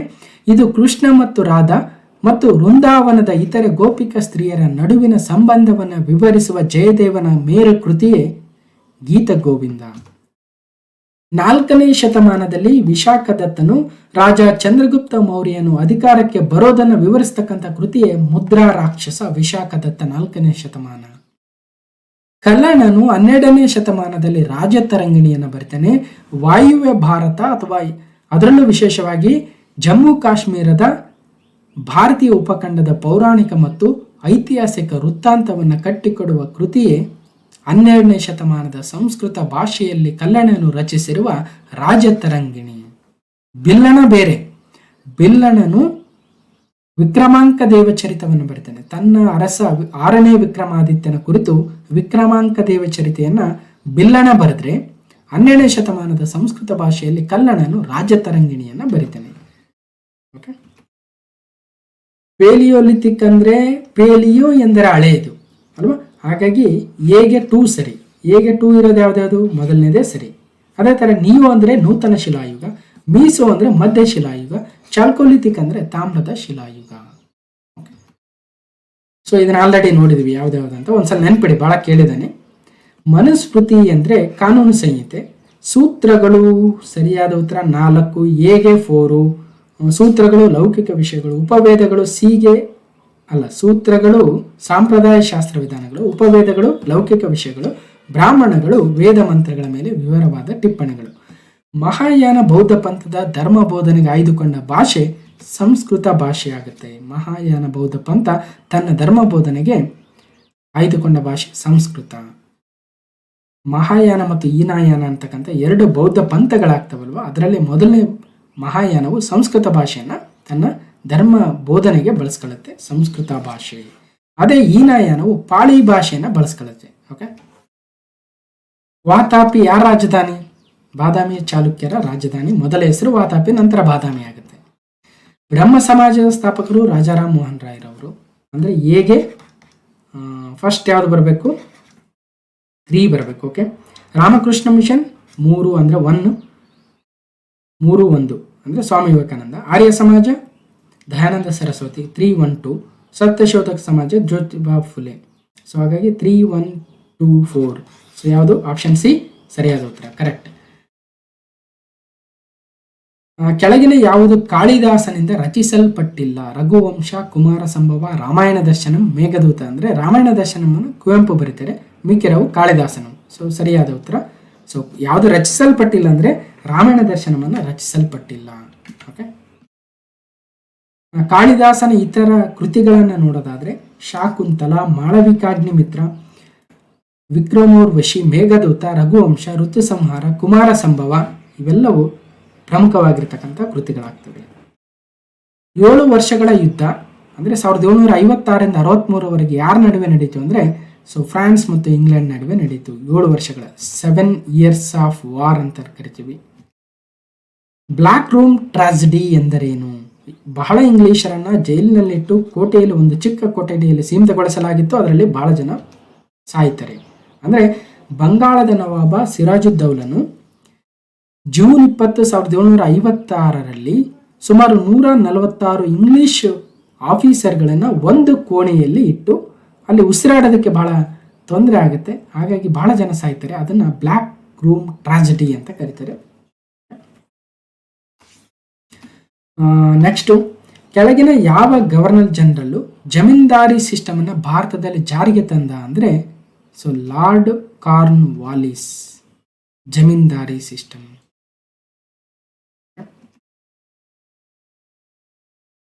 ಇದರಲ್ಲಿ ರೈತರು ಜಮೀನ್ದಾರಿ ಕೊಡಬೇಕಾಗಿತ್ತು. ಜಮೀನ್ದಾರರು ನಂತರ ಆ ಕಂದಾಯವನ್ನು ಬ್ರಿಟಿಷರಿಗೆ ತಲುಪಿಸ್ತಾ ಇದ್ರು. ಮಿಲಿಟರಿ ಸುಧಾರಣೆಗಳಾದ ಉಲಿಯಾ ಮತ್ತು ಧಾಗವನ್ನು ಪರಿಚಯಿಸಿರ್ತಕ್ಕಂಥವರು ಅಲ್ಲಾವುದ್ದೀನ್ ಖಿಲ್ಜಿ ಅಲ್ವಾ. ಉಲಿಯಾ ಎಂದರೆ ಸೈನಿಕರ ವಿವರಣಾತ್ಮಕ ಪಟ್ಟಿ ಇರ್ತಾ ಇತ್ತು ಮತ್ತು ಅದರಲ್ಲಿ ಯಾವ್ಯಾವ ರೀತಿಯ ಸೋಲ್ಜರ್ಸ್ ಇದ್ದಾರೆ, ಕಾಲ್ದಳ, ಕುದುರೆ ದಳ ಮತ್ತು ಈ ರೀತಿಯಾಗಿರ್ತಕ್ಕಂಥ ಬೇರೆ ಬೇರೆ ಸೈನಿಕರ ಪಟ್ಟಿಯನ್ನು ಹುಲಿಯ ಅಂತ ಕರಿತಾ ಇದ್ರು. ಮತ್ತು ದಾಗ ಅಂದರೆ ಕುದುರೆಗಳ ಬ್ರಾಂಡಿಂಗ್ ವ್ಯವಸ್ಥೆಯನ್ನು ದಾಗ ಅಂತ ಕರಿತಾ ಇದ್ರು. ಅಲ್ಲಾವುದ್ದೀನ್ ಖಿಲ್ಜಿ ಇವುಗಳನ್ನು ಪರಿಚಯಿಸ್ತಾನೆ. ಮಿಲಿಟರಿ ಸುಧಾರಣೆಗಳು ಅಲ್ಲಾವುದ್ದೀನ್ ಖಿಲ್ಜಿ ಆತನ ಒಂದು ಸಮಾಧಿ ಇರ್ತಕ್ಕಂಥದ್ದು tomb of Alauddin Khilji Qutub Minar complex ಇದೆಯಲ್ವಾ ಅಲ್ಲಿ, ಡೆಲ್ಲಿಲಿ. ವಿಜಯನಗರ ಸಾಮ್ರಾಜ್ಯದ ಬಗ್ಗೆ ತಪ್ಪಾದ ಹೇಳಿಕೆಯನ್ನು ಆಯ್ಕೆ ಮಾಡಿ ಅಂದರೆ ವಿಜಯನಗರ ಕಾಲದ ಕಲೆ ಶಿಲ್ಪ ನಾಗರ ಶೈಲಿಯ ವಾಸ್ತುಶಿಲ್ಪದ ವಿಕಸನೀಯ ರೂಪ ಅಂತ ಇತಿಹಾಸಕಾರ ಪರ್ಸಿ ಬ್ರೌನ್ ಹೇಳಿದ್ದಾರೆ ಅನ್ನೋ ತಪ್ಪಾಗುತ್ತೆ. ಯಾಕಂದ್ರೆ ನಾಗರ ಶೈಲಿ ಅಲ್ಲ, ಬದಲಾಗಿ ನಮ್ಮ ದಕ್ಷಿಣದ ದ್ರಾವಿಡ ಶೈಲಿಯ ವಿಕಸನದ ರೂಪವನ್ನು ಕಾಣಬಹುದು. ಓಕೆ, ಇದು ನಮ್ಮ ದ್ರವಿಡಿಯನ್ ಆರ್ಕಿಟೆಕ್ಚರ್, ಅದಕ್ಕಿಂತ ಸ್ವಲ್ಪ ವಿಕಸನದ ರೂಪವನ್ನು ಕಾಣಬಹುದು ಅಂತ ಹೇಳ್ತಾರೆ. ಕೆಳಗಿನ ಹೇಳಿಕೆಗಳಲ್ಲಿ ಯಾವುದು ಭಕ್ತಿ ಮೂವ್ಮೆಂಟ್ನ ಫಲಿತಾಂಶವಲ್ಲ ಅಂದ್ರೆ ಭಕ್ತಿ ಸಂತರು ಸಾಂಪ್ರದಾಯಿಕರಾಗಿದ್ದರು, ಜಾತಿ ವ್ಯವಸ್ಥೆನ ಕಟ್ಟುನಿಟ್ಟಾಗಿ ಪಾಲಿಸಿದರು, ಉತ್ತೇಜಿಸಿದರು ಅಂದ್ರೆ ತಪ್ಪಾಗುತ್ತೆ. ಯಾಕಂದ್ರೆ ಅವರು ಒಂದು ಸಾಮರಸ್ಯದಿಂದ ಬದುಕ್ತಾ ಇದ್ರು, ಹಿಂದೂ ಮುಸ್ಲಿಂ ಅಂತ ಏನೂ ಇರಲಿಲ್ಲ ಅಲ್ವಾ. ಮಹಾತ್ಮ ಗಾಂಧಿ ಅವರು ಯಾವ ವರ್ಷದಲ್ಲಿ ನಾನ್ ಕೋಆಪರೇಷನ್ ಮೂವ್ಮೆಂಟ್ ಅನ್ನು ಪ್ರಾರಂಭಿಸಿದ್ರು ಅಂದ್ರೆ 1920 ನಾನ್ ಕೋಆಪರೇಷನ್ ಮೂವ್ಮೆಂಟ್ ಅಥವಾ ಅಸಹಕಾರ ಆಂದೋಲನ. ಯಾರನ್ನು iron man of India Sardar Vallabhbhai Patel ಅವರನ್ನ, ಭಾರತದ ಉಕ್ಕಿನ ಮನುಷ್ಯ. ಶ್ರೀರಂಗಪಟ್ಟಣ ಸಂಧಿ ಒಪ್ಪಂದವನ್ನು ಯಾವ ಯುದ್ಧದ ನಂತರ ಮಾಡಲಾಯಿತು? 3ನೇ ಆಂಗ್ಲೋ ಮೈಸೂರು ಯುದ್ಧ. ಮೊದಲನೇ ಆಂಗ್ಲೋ ಮೈಸೂರು ಯುದ್ಧದ ನಂತರ ಮಂಗಳೂರು ಒಪ್ಪಂದ, ಅಲ್ಲ ಮದ್ರಾಸ್ ಒಪ್ಪಂದ ಇರಬೇಕು ಕರೆಕ್ಟು. 2ನೇ ಆಂಗ್ಲೋ ಮೈಸೂರು ಯುದ್ಧದ ನಂತರ ಮಂಗಳೂರು ಒಪ್ಪಂದ. 3ನೇ ಆಂಗ್ಲೋ ಮೈಸೂರು ಯುದ್ಧದ ನಂತರ ಶ್ರೀರಂಗಪಟ್ಟಣ ಒಪ್ಪಂದ. 4ನೇ ಆಂಗ್ಲೋ ಮೈಸೂರು ಯುದ್ಧದ ಸಮಯದಲ್ಲಿ 1799ರಲ್ಲಿ ಟಿಪ್ಪು ಸುಲ್ತಾನ್ ಸಾಯ್ತಾನೆ. ಓಕೆ, ಮದ್ರಾಸ್ ಒಪ್ಪಂದ, ಮಂಗಳೂರು ಒಪ್ಪಂದ, ನಂತರ ಶ್ರೀರಂಗಪಟ್ಟಣ ಒಪ್ಪಂದ. 2ನೇ ಆಂಗ್ಲೋ ಮೈಸೂರು ಯುದ್ಧದ ಸಮಯದಲ್ಲಿ 5ರಲ್ಲಿ ಸಾಯ್ತಾನೆ. 4ನೇ ಯುದ್ಧದ ಕೊನೆಯಲ್ಲಿ ಟಿಪ್ಪು ಸುಲ್ತಾನ್ ಸಾಯ್ತಾನೆ.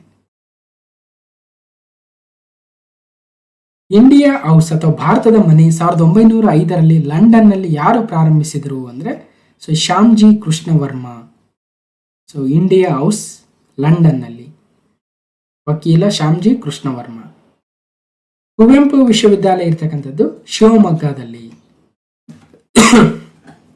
ಸಹ್ಯಾದ್ರಿ ಯೂನಿವರ್ಸಿಟಿ, ಕುವೆಂಪು ವಿಶ್ವವಿದ್ಯಾಲಯ, ಹಿಂದೆ ಸಹ್ಯಾದ್ರಿ ಯೂನಿವರ್ಸಿಟಿ ಅಂತ ಕರಿತಾ ಇದ್ರು, ಶಂಕರಘಟ್ಟದಲ್ಲಿ ಬರುತ್ತಲ್ವ. ಮಾಡು ಇಲ್ಲವೇ ಮಡಿ ಎಂಬ ಘೋಷವಾಕ್ಯ ನೀಡಿದವರು ಮಹಾತ್ಮ ಗಾಂಧೀಜಿಯವರು ಕ್ವಿಟ್ ಇಂಡಿಯಾ ಮೂವ್ಮೆಂಟ್ ಟೈಮಲ್ಲಿ ಅಲ್ವಾ, ಬ್ರಿಟಿಷರೇ ಭಾರತ ಬಿಟ್ಟು ತೊಲಗಿ ಅಂತಕ್ಕಂಥ ಸಂದರ್ಭದಲ್ಲಿ. ತಾಳಿಕೋಟೆ ಯುದ್ಧ ಯಾವ ವರ್ಷ? 1565 ತಾಳಿಕೋಟೆ ಕದನ. ಬಾಂಬೆ ಗೆಜೆಟಿಯರನ್ನು ಮೊದಲ ಬಾರಿಗೆ 1894ರಲ್ಲಿ ಸ್ಥಾಪನೆ ಮಾಡಲಾಗುತ್ತೆ ಅಥವಾ ಹೊರಡಿಸಲಾಗುತ್ತೆ ಬಾಂಬೆ ಗೆಜೆಟ್. ಉಪವಾಸ ಮುಷ್ಕರ ಅಥವಾ ಸಮಯದಲ್ಲಿ, ಹಂಗರ್ ಸ್ಟ್ರೈಕ್ ಸಮಯದಲ್ಲಿ ಈ ಕೆಳಗಿನ ಯಾವ ಭಾರತೀಯ ಕ್ರಾಂತಿಕಾರಿಗಳು ಜೈಲಿನಲ್ಲಿ ನಿಧನರಾದರು ಅಂದ್ರೆ ಜತಿನ್ ದಾಸ್. ಜತಿನ್ ದಾಸು ಕೇವಲ ತಮ್ಮ 25ನೇ ವರ್ಷದಲ್ಲಿಯೇ ಉಪವಾಸವನ್ನು ಮಾಡಿ ಜೈಲಿನಲ್ಲಿಯೇ ನಿಧನವಂತಾರೆ ಜತಿನ್ ದಾಸ್, ಜತೀಂದ್ರನಾಥ್ ದಾಸ್. ಓಕೆ, ಸ್ವರಾಜ್ ಎಂಬ ಶಬ್ದವನ್ನ ಬಳಸಿದ ಮೊದಲ ಭಾರತೀಯ ಯಾರು ಅಂದ್ರೆ ದಾದಾಬಾಯಿ ನವರೋಜಿರವರು 1906ರ ಕಲ್ಕತ್ತಾದ ಕಾಂಗ್ರೆಸ್ ಅಧಿವೇಶನದಲ್ಲಿ ಸ್ವರಾಜ್ ಎಂಬ ಪದವನ್ನು ಬಳಸ್ತಾರೆ. ರಾಮಾನುಜಾಚಾರ್ಯರು ಈ ಕಾಲದಲ್ಲಿ ಜೀವಿಸಿದ್ರು ಅಂದ್ರೆ ಹೊಯ್ಸಳರ ಕಾಲದಲ್ಲಿ. ರಾಮಾನುಜಾಚಾರ್ಯರು ಹೊಯ್ಸಳರ ಕಾಲದಲ್ಲಿ. ರಾಮಾನುಜಾಚಾರ್ಯರು ಕ್ರಿಸ್ತ ಶಕ 1017ರಲ್ಲಿ ಚೆನ್ನೈ ಸಮೀಪದ ಶ್ರೀ ಪೆರಂಬೂದೂರಿನಲ್ಲಿ ಜನಿಸ್ತಾರೆ. ನಂತರ ಶ್ರೀರಂಗಂ ಮಠದ ಮುಖ್ಯಸ್ಥರಾಗಿ ವೈಷ್ಣವ ಮತವನ್ನು ಜನಪ್ರಿಯಗೊಳಿಸ್ತಾರೆ. ಇದು ಕುಲೋತ್ತುಂಗ ಚೋಳನಿಗೆ ಇಷ್ಟವಾಗಲಿಲ್ಲ, ಆತ ಶೈವ ಮತಸ್ಥನಾಗಿದ್ದ. ಆದ್ದರಿಂದ ರಾಮಾನುಜಾಚಾರ್ಯರು ಶ್ರೀರಂಗಮನ್ನು ಬಿಟ್ಟು ಕರ್ನಾಟಕಕ್ಕೆ ಬರ್ತಾರೆ. ಅವರಿಗೆ ಅಂದಿನ ಹೊಯ್ಸಳ ಅರಸ ಬಿಟ್ಟಿದೇವ ಅಥವಾ ವಿಷ್ಣುವರ್ಧನ ಆಶ್ರಯವನ್ನು ನೀಡ್ತಾನೆ. ಹಾಗಾಗಿ ರಾಮಾನುಜಾಚಾರ್ಯರು ಮೇಲುಕೋಟೆಯಲ್ಲಿ ವೈಷ್ಣವ ಮಠವನ್ನು ಸ್ಥಾಪಿಸಿ ಸುಮಾರು 20 ವರ್ಷಗಳು ಅಲ್ಲೇ ನೆಲೆಸ್ತಾರೆ. ನಂತರ ಕುಲೋತ್ತುಂಗ ವರ್ಮ ಚೋಳನ ಮರಣದ ನಂತರ ತಮಿಳುನಾಡಿಗೆ ಹಿಂದಿರುಗ್ತಾರೆ ಅಲ್ವಾ. ಹೀಗೆ ಇವೆಲ್ಲವನ್ನು ಕೂಡ ತಿಳ್ಕೋಬೇಕು.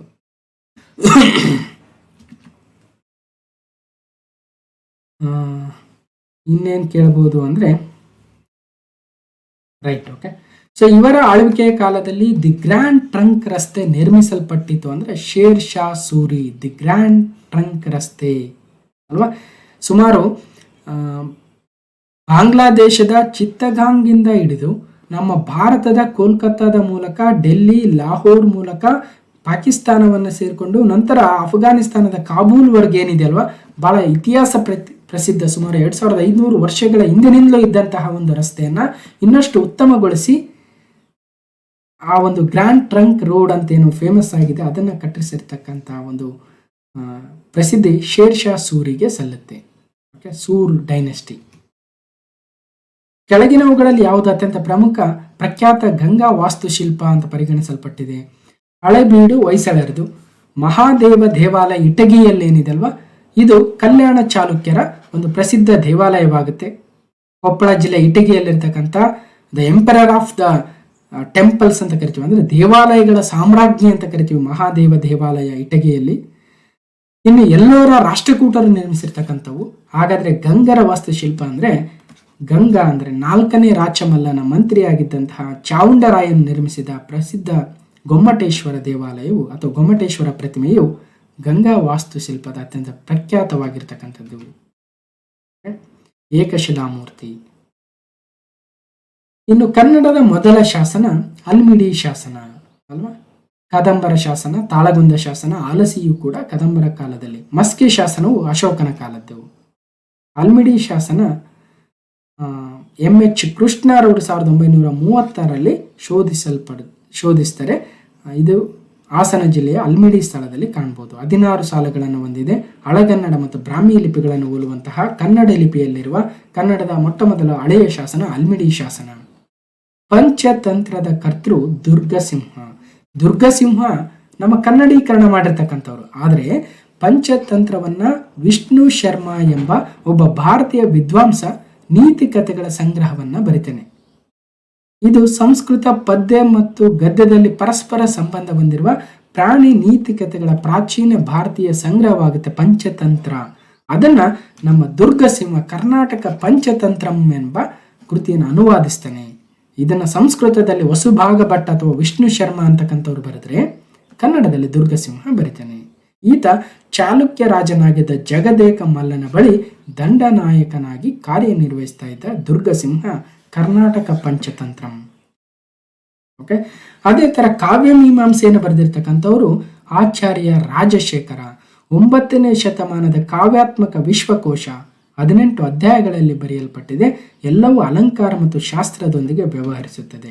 ಇನ್ನು ಕಾವ್ಯಾವಲೋಕನ 2ನೇ ನಾಗವರ್ಮ.